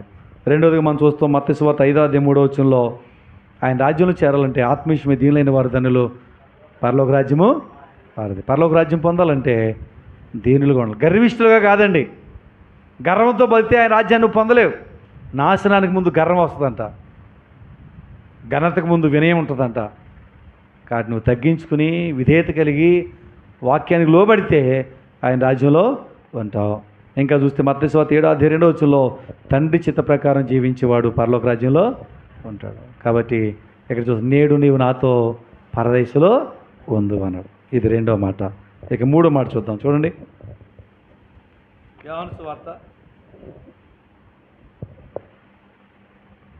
యోహాను సువార్త 19వ అధ్యాయం 26, 27 వచనాలు. యేసు తన తల్లియు తను ప్రేమించిన శిష్యుడును దగ్గర నిలిచి ఉన్నాడు చూసి, అమ్మా ఇదిగో నీ కుమారుడు అని తన తల్లితో చెప్పాను. తర్వాత శిష్యులను చూసి ఇదిగో నీ తల్లి అని చెప్పాను. ఆ గడియ నుండి ఆ శిష్యుడు ఆమెను తన యొద్దకు చేర్చుకొనెను. ఇక్కడ యేసు ప్రభువుని చివరిదాకా వెంబడించిన శిష్యుల్లో ఒక శిష్యుడు ఎవరంటే యోహాను మాత్రమే. మిగిలిన వాళ్ళందరూ వేసారు, పరారైపోయారు. స్త్రీలు కొద్దిమంది వెంబడించారు. వారితో పాటు చివరి వరకు వెంబడించిన శిష్యుడు ఎవరంటే యోహాను మాత్రమే. పేతురు బయట సెలిమెంట్ కాసుకున్న వాళ్ళ దగ్గర ఉన్నాడు కదా, ఎడగానే వెంబడించాడు. కానీ ఇప్పుడు యోహానుతో ఇదిగో నీ తల్లి ఈమెను చేర్చుకో అన్నాడు. ఇప్పుడు మరియతో తన తల్లితో ఏమన్నాడంటే, అమ్మ ఇదిగో నీ కుమారుడికి నుంచి ఆయన బాధ్యత నెరవేరుస్తాడని చెప్పి అక్కడ అప్పగించాడు. అంటే ఇప్పుడు శిలువ మీద తన ప్రాణం పెడుతూ కూడా ఇక్కడ ఒక బాధ్యతను మరొకరికి అప్పగిస్తూ ఉన్నాడు. ఇక్కడ బాధ్యతను చూడగలుగుతున్నాం, రెండోది ఆదరణను చూడగలుగుతూ ఉన్నాం. అర్థమవుతుందండి, ఆదరణను చూడగలుగుతూ ఉన్నాం. కాబట్టి మొట్టమొదటి మనం చూస్తే బాధ్యత ఏంటి అంటే, దేవుడు తన పిల్లలైన వారికి ఏం బాధ్యత ఇచ్చాడు అంటే, అందరికీ ఆయన ఇచ్చాడు. ఏం బాధ్యత ఇచ్చాడు అని అంటే, తిమోతి రాసిన 2వ పత్రిక 3వ అధ్యాయం 2వ వచనంలో తల్లిదండ్రులకు అవిధేయులు అపవిత్రులు అలాగ ఉండకూడదు అన్నాడు. అంటే అవిధేయతగా జీవించే వ్యక్తి అంట అపవిత్రుడు అన్నాడు. చాలామంది తల్లిదండ్రులు విధేయత చూపించరండి. వాళ్ళు ఎడ్డమంటే వాళ్ళు తెడ్డమంటారు. వాళ్ళు ఒకటి చెప్తే వీళ్ళు ఒకటి చేస్తూ ఉంటారు. పిల్లలు చాలామంది జీవితంలో తల్లిదండ్రుల మాట వినరు. వాళ్ళు ఏమంటారు తెలుసా, పిల్లల్ని చదివిస్తారు, వీళ్ళు చదువు తక్కువ కదని. పిల్లలకి ఆ చదువుకున్న తర్వాత ఒక స్టేటస్లో ఉన్న తర్వాత ఏమంటారు తెలుసా, నువ్వు తెంగరోడు, నువ్వు తెంగరదా, నీకు తెలియదు ఈ రోజుల్లో అని తల్లిదండ్రులని ఏళ్ళ చేసి మాట్లాడుతుంటారు పిల్లలు. కానీ వాక్యం చెప్తుంది, వాళ్ళు తెలియకుండా నేను పెంచలే. అర్థమవుతుందండి, వాళ్ళకు జ్ఞానం ఇచ్చాడు దేవుడు, వాళ్ళకి సామర్థ్యం ఇచ్చాడు దేవుడు. కాబట్టి దేవుడు మిమ్మల్ని ఆ స్థాయిలోనికి పెంచడానికి వాళ్ళకి సామర్థ్యం ఇచ్చాడు కాబట్టి వాళ్ళు పెంచారు. వాళ్ళ పిల్లల కంటే గొప్పోళ్లే. కాబట్టి చదువుకోలేదని చెప్పి, చదువు తక్కువ అని చెప్పి, వాళ్ళు తెంగరోడు అని చెప్పి, నువ్వు టెక్నాలజీ అని చెప్పి నీ జీవితాన్ని నువ్వు నాశనం చేసుకోకు. అవిధేయులుగా ఉంటే, విధేయత చూపించకపోతే జాగ్రత్త, నువ్వు అపవిత్రుడివి అని చెప్తాడు. ఇంకా మనం చూస్తూ ఉంటే దేవుని వాక్యం సామెతలు ఎన్నో 23వ అధ్యాయం 22వ వచనం చూస్తూ ఉంటే, నీ తల్లి ముదిమి యందు నీవు ఆమె నిర్లక్ష్యము చేయొద్దు. అలా చేస్తే ఏమవుద్దంట, దేవుడికి ఇష్టము. చాలామంది అండి తల్లిదండ్రులు నిర్లక్ష్యం చేస్తున్నారు. చాలామంది తల్లిదండ్రులు నిర్లక్ష్యం చేస్తున్నారు. ఒకసారి ఒక వీడియో చూస్తే, ఎవరో వీడియో పంపించారు, చూస్తే ఆ వీడియోలో కుమారుడే వృద్ధాప్యంలో తల్లిదండ్రులు బండి మీద తీసుకొచ్చి రోడ్డు పక్కన బస్ స్టాండ్ దగ్గర ఎక్కడో దిగి అంటాడని. పాపం వాళ్ళకి తెలియదు, దిగటానికి కూడా ఓపిక లేకపోతే చేతిలో గంటేస్తున్నాడు. ఆ వీడియో చూస్తే చాలా జాలేసింది. వాళ్ళు దిగిపోగానే వెళ్ళిపోయాడు. ఇక వాళ్ళు బ్రతికేంటంటారు, కన్నీ పెంచి వాళ్ళని ఆ స్థాయికి తీసుకొచ్చి వాళ్ళకి వివాహం చేసి వాళ్ళని కుటుంబంగా కట్టి వాళ్ళకి ఆస్తి అంతస్తులు ఇస్తే వాళ్ళు నిర్లక్ష్యం చేసి వదిలేస్తూ ఉన్నారు. బాధ్యత మరిచిన వ్యక్తులుగా చూస్తూ ఉన్నాం. అలా ఉండకూడదని వాక్యము సెలవిస్తుంది. ఇంకా కొంతమందిని చూస్తే నిర్గమాకాండంలో 21వ అధ్యాయం 15వ వచనంలో తల్లిదండ్రులు కొట్టేటిన వాడు మరణం పొందుతాడని బైబిల్ చెప్తా ఉంది. లేరా అలాంటి వాళ్ళు 20 దినాల్లో అండి తల్లిదండ్రులు కొట్టేటిన వారు. ఒకసారి ఒక వీడియో చూశాను. ఆ వీడియోలో ముసలామె ఫంక్షన్ వచ్చింది, ఈ చెంగుకు ముడి వేసుకున్నట్టు ఉంది, కొడుకు తాగేసి తూలిపోతా ఇచ్చే డబ్బులు అంటున్నాడు. ఇవ్వనివ్వనని చెప్పి లేవని చెప్పి దాస్తుంటే ఇంతలో కర్రట్టు కొట్టేస్తున్నాడు ముసలిదాన్ని పట్టుకుని. అది ఎడదీయటం మానేసి ఈ మధ్య ఇది ఫ్యాషన్ అయిపోయింది, దాన్ని వీడియో తీసి సోషల్ మీడియాలో పెడుతున్నారు వీళ్ళు. ఆ తాగుడు కోసం, ఆ డబ్బుల కోసం కన్న తల్లిని కొడతారా? మరణశిక్ష పొందుకుంటారంట తల్లిదండ్రులు కొట్టేటిన వాడు. దేవుడిచ్చిన బాధ్యతను మరిస్తే దేవుడు ఒప్పుకునేటిన వాడు కాదని ఇక్కడ మనం చూస్తూ ఉన్నాం. కాబట్టి మన జీవితాల్లో బాధ్యత కలిగి ఉండాలి. ఏం కలిగి ఉండాలి చెప్పండి? బాధ్యత ఉండాలొద్దా? ఉండాలి. బాధ్యత కలిగి ఉండాలి పిల్లలుగా తల్లిదండ్రులు పెంచే విషయంలో. ఇంకా ఒకవేళ ఉద్యోగం చేస్తుంటే ఉద్యోగంలో కూడా బాధ్యతగా ఉండాలా, బాధ్యత రహితంగా ఉండాలా? బాధ్యతగానే ఉండాలి. దేవుడు అదే ఇష్టపడతాడు. నువ్వు ఉద్యోగం చేస్తుంటే, నువ్వు వ్యాపారం చేస్తూ ఉంటే, నువ్వు కూలి పని చేస్తూ ఉంటే, నువ్వు మరొక పని చేస్తుంటే, నువ్వు చేసే పనిలో బాధ్యత కలిగి ఉండు. బాధ్యత లేని వారిగా ఉండడానికి దేవుడికి ఇష్టం లేదండి. బాధ్యతను మరిచి వెళ్ళిన వ్యక్తులు కొంతమంది తిప్పలు పడ్డారు బైబిల్లో. సంసోనుకు బాధ్యత అప్పగించాడు దేవుడు, ఇశ్రాయేలు ఫిలిస్తీన్ల బారిలోంచి విడిపించాలని. కానీ ఇతను రక్షిస్తున్నాడా? చూసిందల్లా నాకే కావాలంటే పాపంలో పడిపోయాడు. బాధ్యతను మరిచిన కారణం చేత 2 కళ్ళు పీకివేయబడ్డాయి, తల గుండు చేయబడింది, బలమంతా పోయింది. కన్యదేవత గుడిలో చనిపోయాడు వాళ్ళతో పాటు. బాధ్యత మరిచిన వ్యక్తి. మరొక వ్యక్తి ఉన్నాడు, ఏమయ్యా నువ్వు నినివేకెళ్ళి సువార్త ప్రకటించయ్యా, వాళ్ళు దుర్గతి చాలా భయంకరంగా ఉంది, చెప్పు శిక్ష రాబోతుందని చెప్తే తర్షీష్కి వెళ్ళిపోతాను బయలుదేరాడు. బాధ్యతను మర్చిపోయినట్టు యోనా గారు. బాధ్యతను మరిచిన కారణం చేత దేవుడు తీసుకెళ్ళి చేపగడులో పెట్టాడు. ఎక్కడ పెట్టాడు? తిప్పలన్నీ అక్కడ పడ్డాడు. అక్కడ చేస్తున్నాడు ప్రార్థన. నాశన కోపంలో నుండి ప్రభువా నన్ను రక్షించాడు ప్రార్థన చేస్తున్నాడు. బాధ్యతను మరిచి సమస్యలు తెచ్చుకున్నాడో యోనా. జాగ్రత్త, నీ జీవితంలో దేవుడు ఏ బాధ్యత ఇచ్చాడో. నువ్వు ఒక విశ్వాసం అయితే దేవుని మందిలో నీకు కొన్ని బాధ్యతలు ఇచ్చాడు. దేవుని మందిలో పరిచయం చేసే బాధ్యత ఇచ్చాడు, పాటలు పాడే బాధ్యత ఇచ్చాడు, వాక్యం చెప్పే బాధ్యత ఇచ్చాడు, సాపరేసే బాధ్యత ఇచ్చాడు, వంటలు వేసే బాధ్యత ఇచ్చాడు, శుభ్రపరిచే బాధ్యత ఇచ్చాడు, వాద్యాలు వాయించేటువంటి బాధ్యత ఇచ్చాడు, సువార్త ప్రకటించే బాధ్యత. ఒక్కొక్కరికి ఒక్కొక్క బాధ్యత దేవుడు ఇచ్చాడు. నీ బాధ్యతను నిర్లక్ష్యం చేస్తే జాగ్రత్త, ఒక దినాన శిక్షను అందుకోవాలి. సిలువ మీద మాట మామూలుగా మాట్లాడాడంతే, చదివేసుకుందాం అనుకుంటున్నాం. దానిలో ఎంత భావం ఉందో, ఒక్కొక్క మాట ఒక్కొక్క గంట చెప్పినా కానీ అవనటువంటి భావం దానిలో ఉంది. కాబట్టి మనం బాధ్యత మరిచిన వారిగా ఉండకూడదు. ఇక రెండోది, ఆదరిస్తూ ఉన్నాడు. ఏం చేస్తాడు చెప్పండి?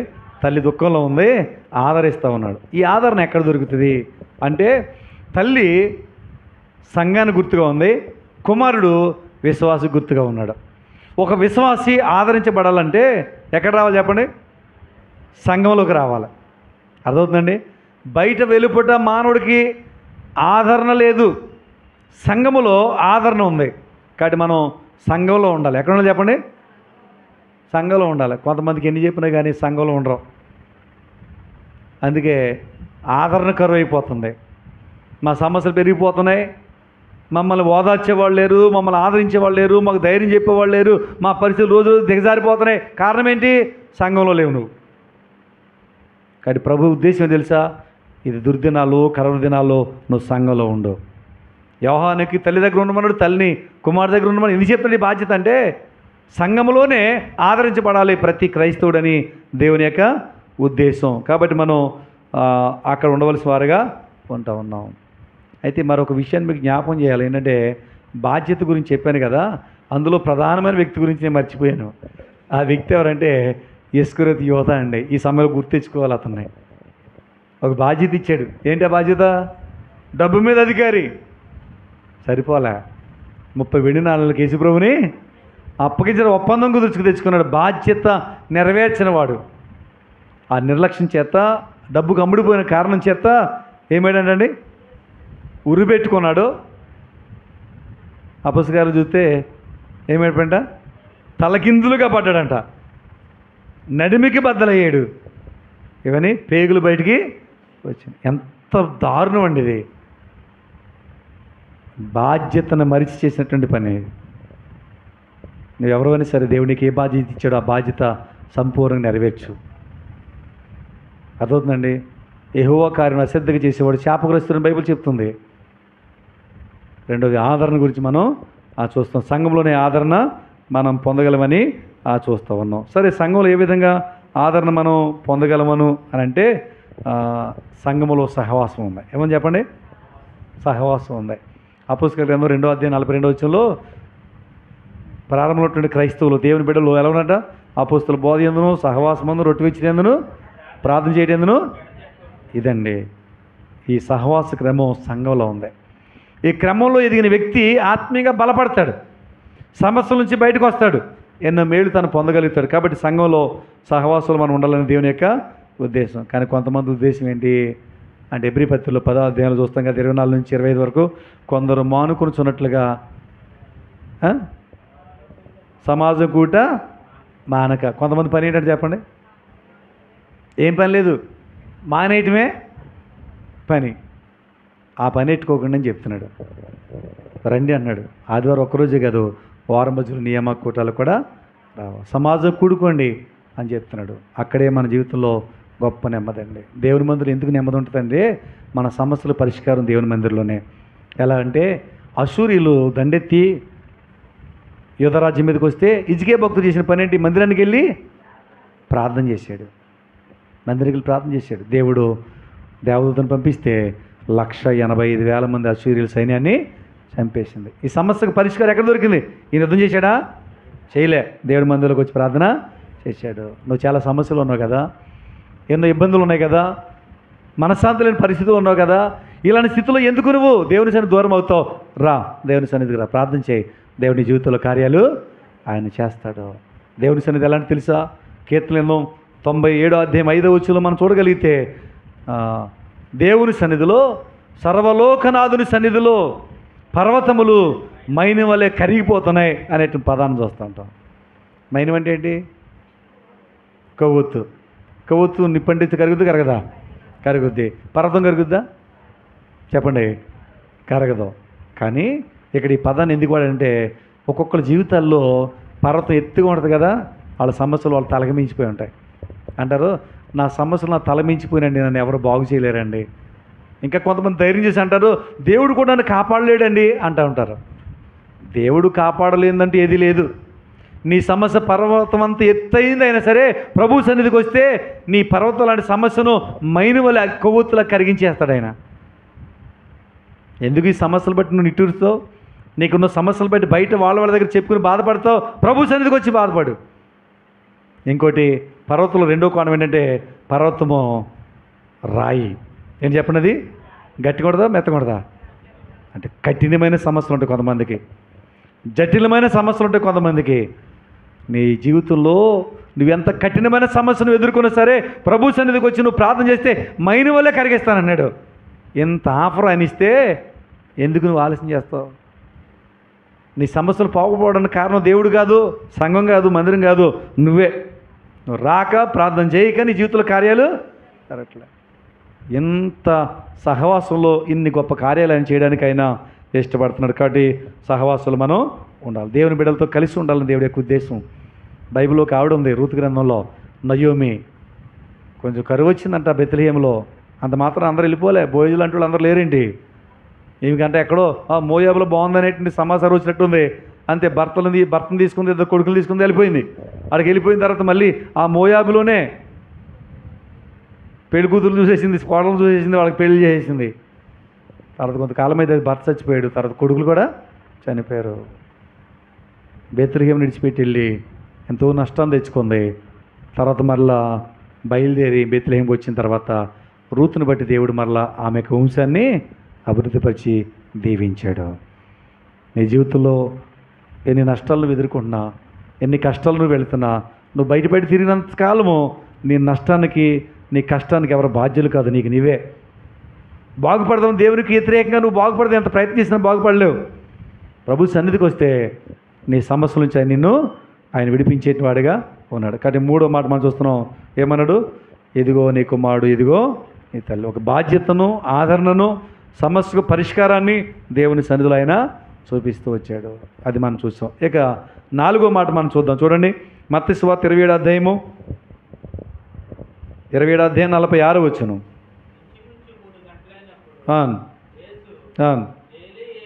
ఏలి ఏలి లాబా సమక్తాని అని బిగ్గరగా కేక వేశాను. ఆ మాటకు, నా దేవా నా దేవా నన్నెందుకు చేయి విడిచితివి అని అర్థము. ఇక్కడ యేసు ప్రభు ఆయన దేవా అని ప్రార్థన చేస్తున్నాడు. ప్రారంభంలో తండ్రి అన్నాడు, ఇక నాలుగో మాటకు వచ్చేటప్పటికి దేవా అన్నాడు. దీనికి కోడిగుడ్డుకి ఏకలు బీకినట్లుగా చాలామంది తప్పుడు అర్థాలు చెప్తూ యేసుక్రీస్తులో దైవత్వం లేదని మాట్లాడేవాళ్ళు చాలామంది ఉన్నారు. ఎందుకు తండ్రి అని పిలిచినటువంటి ప్రభువు దేవా అని ఎందుకు పిలుస్తున్నాడు అక్కడ అంటే, దానికి ముందు మనం గ్రహించవలసింది, శరీరాన్ని ఎంత శ్రమ పెట్టినా తట్టుకున్నాడు, ముళ్ళ కిరీటం పెట్టినా తట్టుకున్నాడు, ముఖం మీద ఉమ్ము వేసి అవమానపరిచి తట్టుకున్నాడు. ఆయన తట్టుకోలేంది ఏంటంటే తండ్రి యొక్క ఎడబాటును తట్టుకోలేకపోయాడు. అర్థమవుతుందండి? తండ్రి యొక్క ఎడబాటును తట్టుకోలేకపోయాడు. ఎందుకు తండ్రి దూరం అయ్యాడు అక్కడ అంటే, శిలువ మీద ఆయన మానవుల యొక్క పాపములన్నీ భరించేదాని కొరకు శిలువ మీద ఉన్నాడు. ఉండగానే ఇప్పుడు ఆయన మీదకి ఏమొచ్చింది? మనుషుల యొక్క పాపములన్నీ మోపడ్డాయి. అంటే ఆయన చూస్తే ఇప్పుడు ఎలా కనపడుతున్నాడు? పాపిగా చేపట్టాడు, శాపగ్రస్తిగా ఆయన చేపట్టాడు. ఇక్కడ దేవుడు దేనైనా సహిస్తాడు కానీ పాపాన్ని సహించాడు. కాబట్టి ఇప్పుడు పాపాన్ని శిక్ష విధించాలి. కుమారుడి మీద పాపాన్ని వేసి శిక్ష విధిస్తూ ఉన్నాడు. కానీ ఇక్కడ ఆ యొక్క ఎడబాటుని బట్టి ఆ యొక్క మాట ఆయన పలికినట్లుగా మనం చూడగలుగుతూ ఉన్నాం. నిజంగా యేసుప్రభుని శిక్షించింది ఎవరో కాదండి, రోమియోలు అనుకుంటాం, యూదులు అప్పగించారు అనుకుంటాం, మనమే ఇప్పుడు గాయాలు రేపుతున్నాం అనుకుంటాం. కానీ ఎవరు శిక్షించారో తెలుసా? ఎవరు శిక్షించారండి? యెషయా గ్రంథం 53వ అధ్యాయంలో మనం చూడగలిగితే అక్కడ 5వ వచనంలో మన దోషం బట్టి అయినా నల్లగొట్టబడ్డాడు, 10వ వచనంలో అతను నల్లగొట్టుకు యెహోవాకు అంటే ఇప్పుడు శిక్ష ఎవరు విధించారు? దేవుడే విధించాడు. ఎందుకు తెలుసా? మన పాపాలన్నీ తన సొంత కుమారుడు యేసుక్రీస్తు మీద మోపి ఆయన శిక్షను విధించాడు. అంటే పాపము స్థానంలో ప్రభు ఉన్నాడు. అందుకని ఇప్పుడు దేవా అని ఆయన పిలవలసి వచ్చినట్లుగా మనం చూస్తున్నాం. అంత మాత్రం చేత ఈయన దేవుడు కాదు అంటలేదు. ఒకవేళ అలా అనంటే ఎబ్రిపత్తిలోకి వెళ్తే ఎబ్రిపత్తిలో తండ్రి అయిన దేవుడు ఏమన్నా తెలుసా? దేవాని సింహాసనము నిరంతరం నిలుచును అని చెప్పి యేసు ప్రభువు గురించి తండ్రి అయిన దేవుడు మాట్లాడుతున్నాడు ఎబ్రిపత్రికలో. మొదటి అధ్యాయంలో మనం చూస్తాం. అర్థమవుతుందా? కాబట్టి ఈ మాట మనం గ్రహించుకోవాల్సిన వారంగా ఉంటున్నాం. యోహాను సువార్త 1:29 లోక పాపను మోసుకుని పోవు దేవుని గొర్రె పిల్ల అన్నాడు. ఇప్పుడు యేసు ప్రభు ఏం మోస్తున్నాడు చెప్పండి? లోక పాపమును ఆయన మోస్తూ ఉన్నాడు. కొరింథీ పత్రికలో మనం చూస్తే 2వ పత్రిక 5:27 పాపం ఎరిగిన ఆయనను మన కోసము పాపముగా చేశాను. సరే, ఎంత గంభీరమైన మాట. యేసు ప్రభు పాపముగా చేపట్టాడు. ఆయనలో పాపం లేదు. పవిత్రుడు, నిష్కల్మషుడు, నిర్దోషి, పాపలు చేరగా ప్రత్యేకంగా జీవించిన వ్యక్తి. అలాంటి గొప్పవాడు పాపముగా చేపట్టాడు. గలతీ పత్రిక 3:13-14 ప్రకారము యేసుక్రీస్తు మన కోసం శాపగ్రాహి ఆయన. ఒక మాట చెప్పాలంటే సర్వమానవాళి యొక్క స్థానములో పాపభారం మోస్తూ శిలువ మీద ఆయన వేలాడుతున్నాడు. తండ్రి ఏమో శిక్షించేటువంటి స్థానంలో ఉన్నాడు. కానీ ఇప్పుడు తండ్రి అని కాదు. ఇప్పుడు ఒక వ్యక్తి ఏమో నేరాన్ని తను భరించడానికి బోన్లో నుంచి ఉన్నాడు. శిక్షను విధించే స్థానంలో జడ్జి గారు ఉన్నారు. ఇప్పుడు అక్కడ నానా అని పిలిచి కుదురుద్దండి? కుదరదు. అధికారం ఒప్పుకోదు. కాబట్టి శిక్ష విధించే స్థానంలోనేమో తండ్రి ఉన్నాడు, శిక్ష భరించే స్థానంలో ప్రభు అనేటువంటి యేసుక్రీస్తు ఉన్నారు. కనుకనే ఆ మాట ఆయన మాట్లాడి చూస్తున్నాం. సరే, యేసు ప్రభు చెయ్యి ఆయన విడిచిపెట్టడం ద్వారా మనకు కలిగిన మేలు ఏంటంటే ఆయన మన చెయ్యి పట్టుకున్నాడు. ఆయన మన చెయ్యి పట్టుకున్నాడు. చూస్తే కీర్తనలు 94:14 యెహోవా తన ప్రజల్ని ఎడబాయేవాడు కాదు. తన సొంత కొడుకునైనా వదిలిపెట్టేశాడు, మనల్ని విడిచిపెట్టడానికి ఆయన ఇష్టపడాల. అదండి తండ్రికి మన మీద ఉన్న గొప్ప ప్రేమ. ఇది గ్రహించాలి. గుడ్ ఫ్రైడే రోజున ఆచారంగా 4 మాటలు చదువుకుని వెళ్ళిపోవడం కాదు.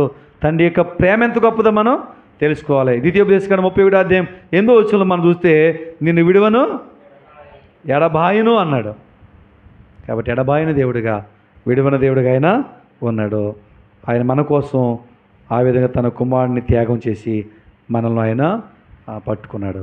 మన జీవితంలో గొప్ప కార్యాలు ఆయన చేస్తున్నాడు. ఇది 4వ మాట. 5వ మాట చదువు చూడండి. యోహాను సువార్త 19:28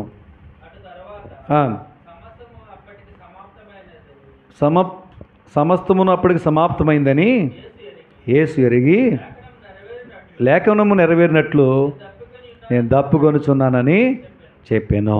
కాబట్టి ఇక్కడ మనం చూస్తూ ఉన్నాం, యేసు ప్రభు నేను దప్పికొనుచున్నాను అన్నాడు. ఒకసారి మనం ఆలోచన చేస్తుంటే 100% యేసు ప్రభు దేవుడు. ఎవరు చెప్పనైనా? యేసు ప్రభు దేవుడు. అలాగే మానవుడిగా భూమి మీదకి వచ్చాడు కాబట్టి 100% పరిపూర్ణ మానవుడు ఆయన. ఎవరు చెప్పనైనా? పరిపూర్ణ మానవుడు. కాబట్టి మానవుడిలాగానే అలసిన రీతిలో వాడ అమరమున పడుకున్నాడు. వాళ్ళలో పరిపూర్ణ మానవుడు వలె ఆకలి కొని అంజూరపు చెట్టు దగ్గరికి వెళ్ళాడు ఆయన. పరిపూర్ణ మానవుడు వలె సమరయ స్త్రీ దగ్గరికి వెళ్ళి అమ్మ దాహం నాకు ఇవ్వు అన్నాడు. ఒక మానవుడు ఆకలి కొన్నట్టు, ఒక మానవుడు అలసిపోయినట్లు యేసుప్రభు కూడా మానవుడు వలె అలసిపోయినట్లుగా అక్కడ దాహం పడినట్లుగా మనం చూస్తూ ఉన్నాం. అయితే ఒక విషయాన్ని మనం చూడాలి. ఏంటంటే యేసుప్రభు వారి యొక్క దాహం ఎలాంటిది అని అంటే, సమరయ స్త్రీ బావి దగ్గర ఉన్నప్పుడు నా దాహానికి ఇమ్మని అడిగాడు. కొంత చర్చ జరిగింది. సమరయ స్త్రీ ఏమో యేసుప్రభుని మెస్సియాగా అంగీకరించింది, రక్షణ పొందింది. ఆ సమీపంలో ఉంటున్న గ్రామంలోకి వెళ్ళి వాళ్ళందరినీ తీసుకొచ్చింది. వాళ్ళందరూ కూడా ప్రభువుని వెంబడించారు. ఇంతకీ ఈ సందర్భంలో, ఈ యొక్క సమయంలో, వాళ్ళందరితో చర్చించిన సమయంలో ప్రభువుని వాళ్ళు అంగీకరించిన ఈ ప్రక్రియలో ఎక్కడైనా ఈమె ఆయన మంచిలు ఇచ్చినట్టుగా నేను తాగినట్టుగా ఉందండి బైబిల్లో? మరి యేసుప్రభు దాహం ఎలా తిరిగింది? యేసుప్రభు వారి యొక్క దాహం ఏంటంటే నీళ్ళ కోసం కాదండి, ఆత్మల రక్షణ కోసం. అందుకే కదా యెషయా గ్రంథం 53:2 ఏముందండి? ఆయన ఎండిన నెలలో లేత మొక్క అన్నాడు. ఏంటండి? ఎండిన నేలలో, నీళ్లు లేని నేలలో లేత మొక్కవలే మొలిచాడు ఆయన. దాహం కోసం కాదు. ఒక విధంగా చెప్పాలంటే యేసు ప్రభువుని తీసుకెళ్ళిన తర్వాత సిలువకి వాళ్ళు అప్పగించే సమయానికి సుమారు 18 గంటల టైం పట్టింది. ఈ 18 గంటల సమయంలో యేసు ప్రభువుకి వాళ్ళు ఏమి ఇచ్చారయ్యా అంటే కొర్ర దెబ్బలు ఇచ్చారు, ముళ్ళ కిరీటం పెట్టారు, మొక్క మీద ఉమ్మూసారు, పిడిగుద్దులు గుద్దారు, సరైన దున్నబడింది. ఎక్కడ మంచినీళ్ళు ఎవరివ్వలే. 18 గంటల మంచినీళ్ళు లేకుండా ఉంటారా? ఆయన ఉన్నాడు, సిలువ మీద ఉన్నాడు, రక్తమంతా కారిపోయింది, గొంతంతా పిడసగట్టిపోయిన పరిస్థితి. దాహం అన్నాడు, కానీ ఆయన దాహం ఏంటి తెలుసా? ఆత్మల రక్షణ కొరకైనా దాహం. నీవు నేను రక్షించబడితే ఆయన దాహం తీరుతాయి. ప్రభు మార్గంలో మనం జీవిస్తే ఆయన దాహం తీరుతుంది. అదే విషయాన్ని ఇక్కడ మనం చూస్తూ ఉన్నాం. కీర్తన 22వ అధ్యాయం 15వ వచనంలో నేను లేఖల ప్రకారం తప్పుకొని అక్కడ చూడ మాట చదవండి. కీర్తన 22:15.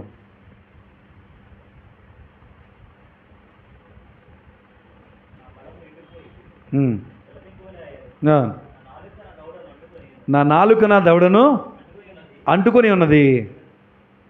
ఈ ప్రవచనం ఆ కీర్తనకారుడు ముందే రాశాడు. అది యేసుప్రభు వారి యొక్క మరణంలో అక్కడ నెరవేరినట్లు మనం చూస్తూ ఉన్నాం. అయితే యేసుప్రభు వారి యొక్క దాహం ఆత్మల రక్షణ కొరకైనా దాహం. ఈ లోకల్ కొంతమందికి దాహం ఉంటుందండి. ఏం దాహం అది?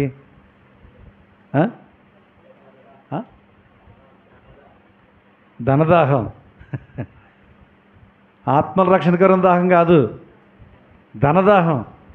ఇక డబ్బు మీద వాళ్ళకున్న పిచ్చ ఎంత పిచ్చ అంటే ఆదివారం మానేస్తే డబల్ ఆఫ్ పేమెంట్ వద్దండి. ఏం చేస్తారు? వెళ్ళిపోతారు, మందిరం మానేసి వెళ్ళిపోతారు. డబ్బులు ఎక్కువ వస్తాయండి. మానేయట్లేదు అలాగా? చెప్పండి. మానేతారు. పనిలోనేమో కళ్ళు తెరిచి బలమంతా ఉపయోగించి తెగ ప్రయాసపడిపోతారు డబ్బుల కోసం. మందిరంలోకి వచ్చిన తర్వాత ఒకటే కొనిపాట్లు, ముందుకి వెనక్కి పోక. ఇక్కడ దాహమంతా డబ్బు కోసమే. గెహజీ డబ్బు కమ్ముడిపోయాడు ఎలీషా భక్తుడి దగ్గర ఉండి. ఏం తెచ్చుకున్నాడు తెలుసా? కుష్ఠరోగం తెచ్చుకున్నాడు నయమాన్ దగ్గర నుంచి. కుష్ఠరోగం తెచ్చుకున్నాడు. జాగ్రత్త, నీ దాహం ఏంటి? ఇస్కరియోతు యోధ కూడా అంతే కదా. వెండి నాణాలకి ఆ డబ్బుకి దాహంకి వెళ్ళిపోయి తెచ్చుకున్నాడు, ఉరిపెట్టి చచ్చిపోయాడు. ఏం కలిసి వచ్చింది వాళ్ళ జీవితాల్లో? కాబట్టి మనం ఆలోచించాలి. కొంతమందికి పదవీ దాహం. ఒక వ్యక్తి బాగా సంపాదించాడు. లోకస్వార్థ 12-19 వచనాల్లో ధాన్య గరలు నిప్పేసాడు, సమకూర్చాడు. నా ప్రాణమా తిను తాగు సుఖించి అన్నాడు. వీడి దాహం ఎలా ఉందంటే తాగడం తినడం సుఖపడటమే. దేవుడు అన్నాడు, ఎర్రివాడ ఏ రాత్రి నీ ప్రాణము అడుగుతా. ఇదంతా ఏమైపోతాయి? చాలామంది ఎర్రోళ్ళు లోక సంబంధ దాహాన్ని కలిగిన వారు. యేసు ప్రభువులే ఆత్మల రక్షణ కొరన దాహాన్ని మనం కలిగి ఉండాలని దేవుడి యొక్క ఉద్దేశం. అందుకే ఆ మాట ఆయన వాడాడు. కాబట్టి మనం ప్రభువు లాంటి దాహాన్ని కలిగిన వారిగా, ప్రభు కోసం పనిచేసేవారిగా, కొన్ని ఆత్మల రక్షణ కోసం ప్రయాసపడిన వారిగా మనం ఉండాలని దేవుని యొక్క ఉద్దేశం. తర్వాత 6వ మాట మనం చూద్దాం. యోహాను సువార్త 19వ అధ్యాయం 30వ వచనం.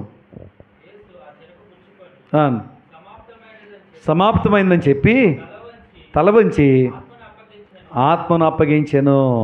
ఇప్పుడు ఆయన ఏం మాట్లాడాడంటే సమాప్తమైంది అన్నాడు. ఏమంటే చెప్పండి? సమాప్తము అయింది. ఏం సమాప్తమైంది? రక్షణ కార్యం భూమి మీద పూర్తి చేయబడింది. యేసు ప్రభు ఏ ఉద్దేశం మీద భూమి మీదకి వచ్చాడో, తండ్రి దేవుడు ఏ ఉద్దేశంతో, ఏ ప్రణాళికతో ప్రభు యేసుక్రీస్తుని భూమి మీద పంపించాడో ఆ ఉద్దేశాన్ని యేసు ప్రభు ఏం చేశాడు చెప్పండి? నెరవేర్చాడు కాబట్టి, అది పూర్తి చేశాడు కాబట్టి ఇప్పుడు అన్నాడు సమాప్తమైంది. ఆయన వచ్చిందే ప్రాణం పెట్టడానికండి. తెలియక అమాయకులు అన్నారు 3 మేకులు పీక్కోలేనాడు మీకు ఏం రక్షణ ఇస్తాడన్నాడు. ఆయన 3 మేకులు పీక్కోలేక కాదు, ఆయన 3 మేకులు మేము వేలాడి ప్రాణం పెట్టి ఏమండి సాతాను యొక్క ముళ్ళును ఇరిచేశాడు. అది తెలియక చాలామందికి అలా మాట్లాడుతున్నారు. యేసుప్రభు వచ్చిందే పాపులైన మానవుల కొరకు ప్రాణము పెట్టడానికి. ఆ రక్షణ కార్యాన్ని భూమి మీద సంపూర్ణంగా నెరవేర్చాడు. సమాప్తం అయిపోయింది. కాబట్టి రక్షణ పొందని నేను ఏం చేయను అంటే ఆ నాయకుడితో, సరసాల నాయకుడితో పౌలు చెప్పింది ఏంటి? ప్రభువుని యేసునందు నీవు విశ్వాసం ఉంచు. అర్థమవుతుందండి? ఒక అతను వచ్చాడండి యేసుప్రభు దగ్గరికి, ఒక యవనస్తుడు. సద్బోధకుడు నిత్యజీవానికి అవసరం, నేనేం మంచి కార్యం చేయాలి అంటే వాడి ఉద్దేశం ఏంటంటే మంచి కార్యం చేస్తాను. దాన ధర్మాలు చేయమంటావా, ఇంకేదన్నా గొప్ప కార్యాలు చేయమంటావా, దాన ధర్మాలు చేయమంటావా, వస్త్రదానం చేయమంటావా, భూదానం చేయమంటావా, లేకపోతే అన్నదానం చేయమంటావా, ఏం చేయమంటావు? మంచి కార్యం చెప్పు, అది నేను సంపాదించుకోవాలి పరలోకం అనుకుంటున్నాడు. నువ్వు చేసే కార్యాల మీద పరలోకం నీకు ఆధారపడలేదు. రక్షణ కార్యాన్ని యేసు ప్రభు భూమి మీద సంపూర్ణ నెరవేర్చాడు. ఆయన విశ్వాసం ఉంచితే చాలు, నువ్వు చేసే పనులు నేను పరలోకం తీసుకెళ్ళావు. బాగా గ్రహించి విషయాన్ని, అవేమి చేయనవసరం లేదు. ఆయన విశ్వాసం ఉంచితే చాలు. అంతేగాని నువ్వు చేసే దాన ధర్మాలు నేను పరలోకం తీసుకెళ్తాను అనుకోకు. ఎందుకంటే ఆల్రెడీ రక్షణ కార్యం పూర్తి అయిపోయింది. ఇక చేయవలసింది ప్రభు మీద విశ్వాసము ఉంచడమే. అమ్మ బస్ కూర్చో. చూడండి, ఇంకా మనం చూస్తూ ఉంటే యోహాను సువార్త 17:4 తండ్రి తనకు అప్పగించిన పనిని ప్రభు సంపూర్ణంగా పూర్తి చేశాడనే మాట అక్కడ మనం చూస్తూ ఉన్నాం. ఏం చూస్తాం చెప్పండి? నువ్వు నాకు అప్పగించిన పని నేను చదవనమాట, చేయుటకు నీవు నాకు ఇచ్చిన పని నేను సంపూర్ణంగా నెరవేర్చాను అన్నాడు. అందుకే సమాప్తమని చెప్పగలిగాడు. ఏ పని అయితే అప్పగించబడిందో, ఏ పని నిమిత్తం ప్రభు భూమి మీదకి వచ్చాడో దాన్ని సంపూర్ణంగా అయినా నెరవేర్చినట్లుగా ఇక్కడ మనము చూడగలుగుతూ ఉన్నాం. ఇంకా ప్రభు అంటాడు యోహాను సువార్త 4:34 ఆయన పని తుదముట్టించుటయు నాకు ఆహారమై ఉన్నది అన్నాడు.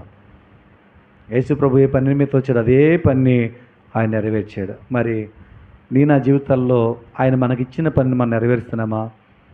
మనం బ్రతికున్నంత కాలంలో ప్రభు మనకు అప్పగించిన పనిని మనము నెరవేర్చాలి. పౌలు అనే భక్తుడు అంటాడు, నా పరుగు నేను కడముట్టించాను అన్నాడు. మరి నువ్వు అనగలవా? దేవుడు నాకు అప్పగించిన పని నేను పూర్తి చేశాను అనగలవా? ఏం పూర్తి చేసాం?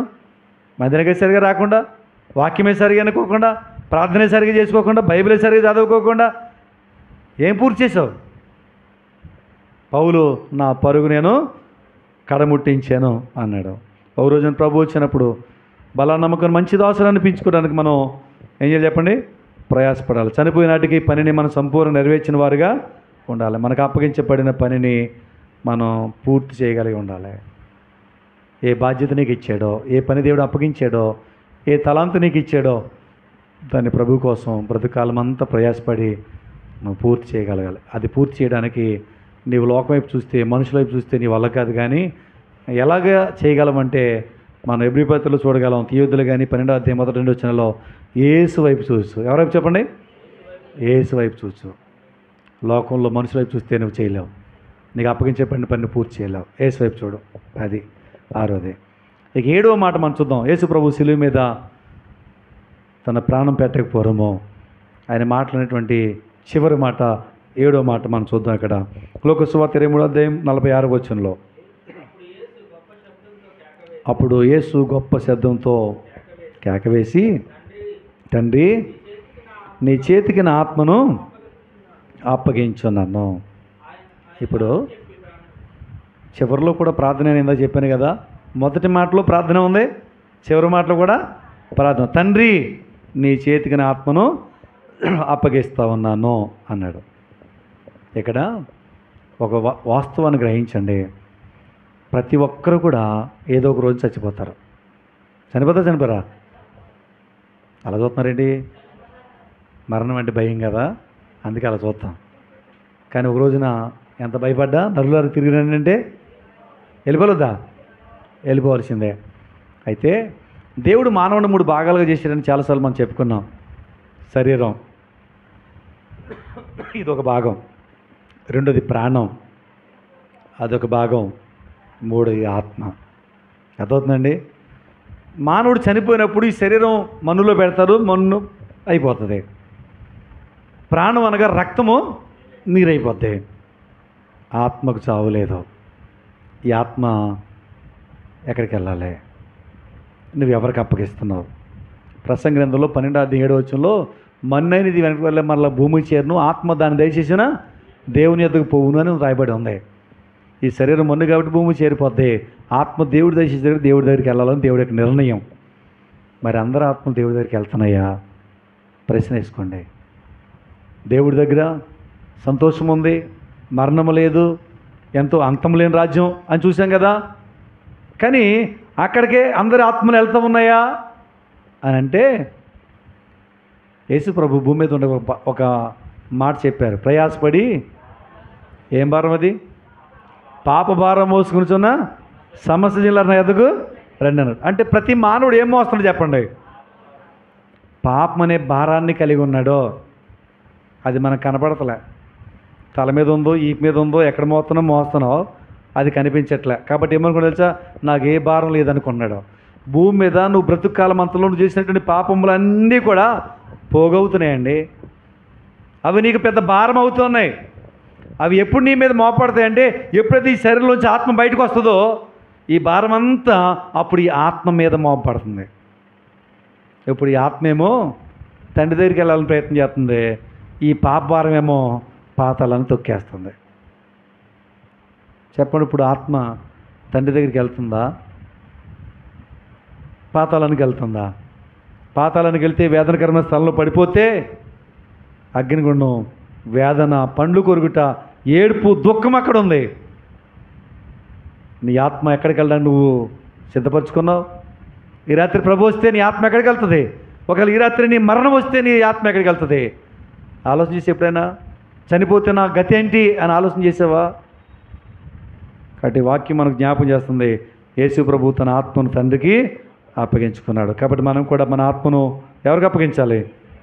తండ్రికి అప్పగించాలి. అప్పగించాలంటే మన ఆత్మ పరలోకానికి చేరాలంటే ఏం చేయాలి? మనం ఏం చేయాలండి? చూడండి, ప్రకటన 22వ అధ్యాయం 14వ వచనం. ప్రకటన 22వ అధ్యాయం 14వ వచనం.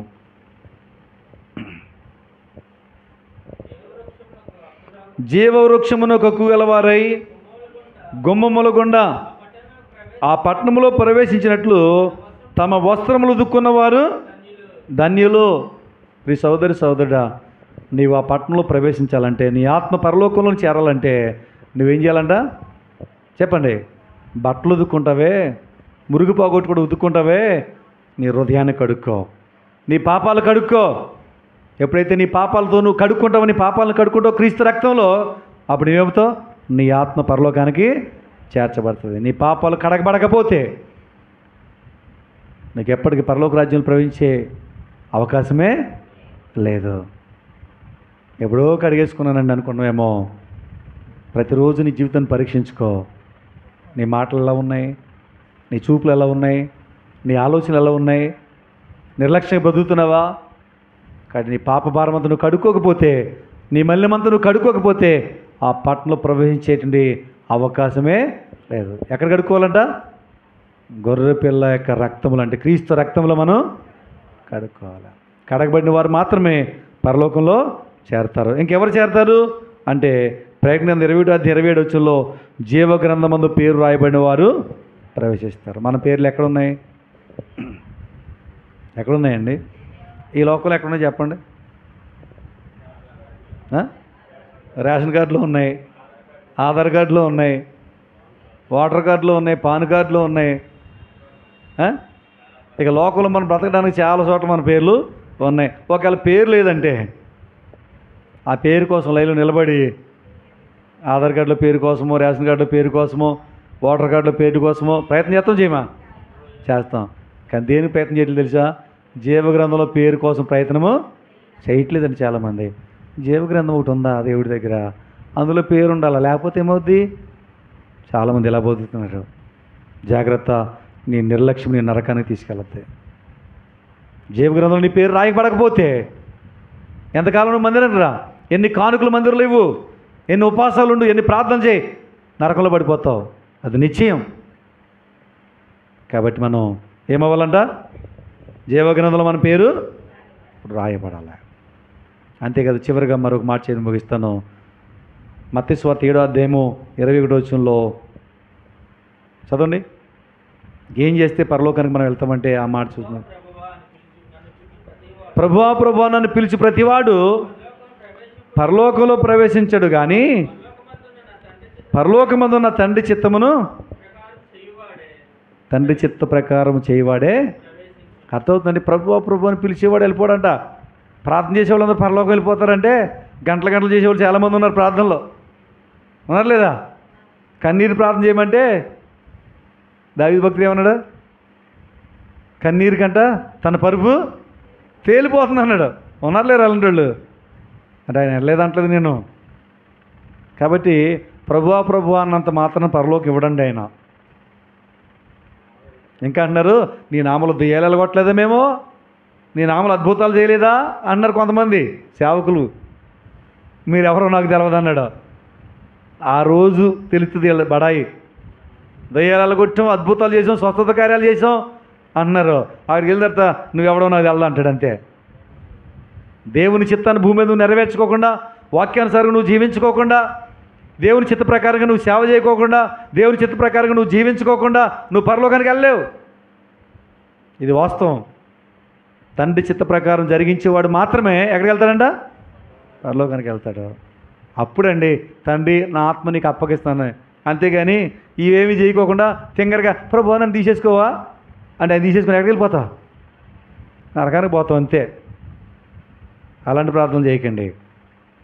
కాబట్టి ఇప్పుడు యేసు ప్రభు అంటాడు, తండ్రి నీ చేతికి నా ఆత్మను అప్పగించుకుంటున్నాను. మన మరణానంతరము మన ఆత్మ ఎక్కడికి వెళ్తుంది అనేది గ్రహించారు. దేవుడు 2 స్థలాలు సిద్ధపరిచాడు కదా, ఒకటి పరలోకము, మరొకటి నరకం. మన ఆత్మ పరలోకానికి వెళ్తే సంతోషంగా ఉంటాం. ఎందుకంటే ప్రకటన గ్రంథంలో 21వ అధ్యాయంలో మనం చూస్తూ ఉంటాం కదా, ఆవిడ ఏడుపైన లేదు, దుఃఖమైన లేదు, వేదన లేదు, ప్రతి వాని భాష బిందువు తుడి చేయబడుతుంది. ఎంతో సంతోషకరమైందండి. దేవుడే తన ప్రజల మధ్యలో దిగి వచ్చి కాపురము ఉంటున్నాడు. ఎంత ఉన్నతమైన భాగ్యం అండి. అక్కడ ఉండాలని కోరుకోవాలి. నరకం వేదనకరమైన స్థలం. అక్కడ ఎవరుంటారో తెలుసా? పాపులు ఉండే స్థలం. ఇంకెవరుంటారండి? దురాత్మలు ఉండేటువంటి స్థలం. ఇది తెలుసా? భూమి మీద దయ్యాలు అని పిలుస్తారు కదా. ఏమా ఏం చెప్పాను ఇప్పుడు? భూమి మీద దెయ్యం అంటే భయం ఉందండి ఎవరికైనా? భయమేనా? నరకంలో పడితే చుట్టూ దెయ్యాలు ఉంటాయి. బాగా గ్రహించండి. ఈ దెయ్యాలకి దేవుడు సిద్ధపరిచాడు నరకానికి. అక్కడ ఉండాలి. వాటిని చూసి భయపడతావో, శిక్షను చూసి భయపడతావో, మరి నీ యొక్క ఆత్మను రక్షించుకుంటే నువ్వు ధన్యుడు అవుతావు. కాబట్టి మనం నిత్యజీవం వైపు మనం ప్రయాణము చేయవలసిన వారు ఉన్నాం. 7 మాటల ద్వారా కొన్ని ఆత్మీయమైన సంగతులు మనము నేర్చుకున్నాం. ఇప్పటికి అవి సరిపోతాయని నేను ముగిస్తూ ఉన్నాను. వాటి ప్రకారంగా మన భక్తి జీవితాన్ని కట్టుకుందాం, వాక్యానుసారం మన జీవితాన్ని కట్టుకుందాం, నిత్య జీవానికి మన వారసులము అవుదాం. అటు కృపను దేవుడు మనందరికీ దయచేయనుగాక. ప్రార్థన చేస్తాం.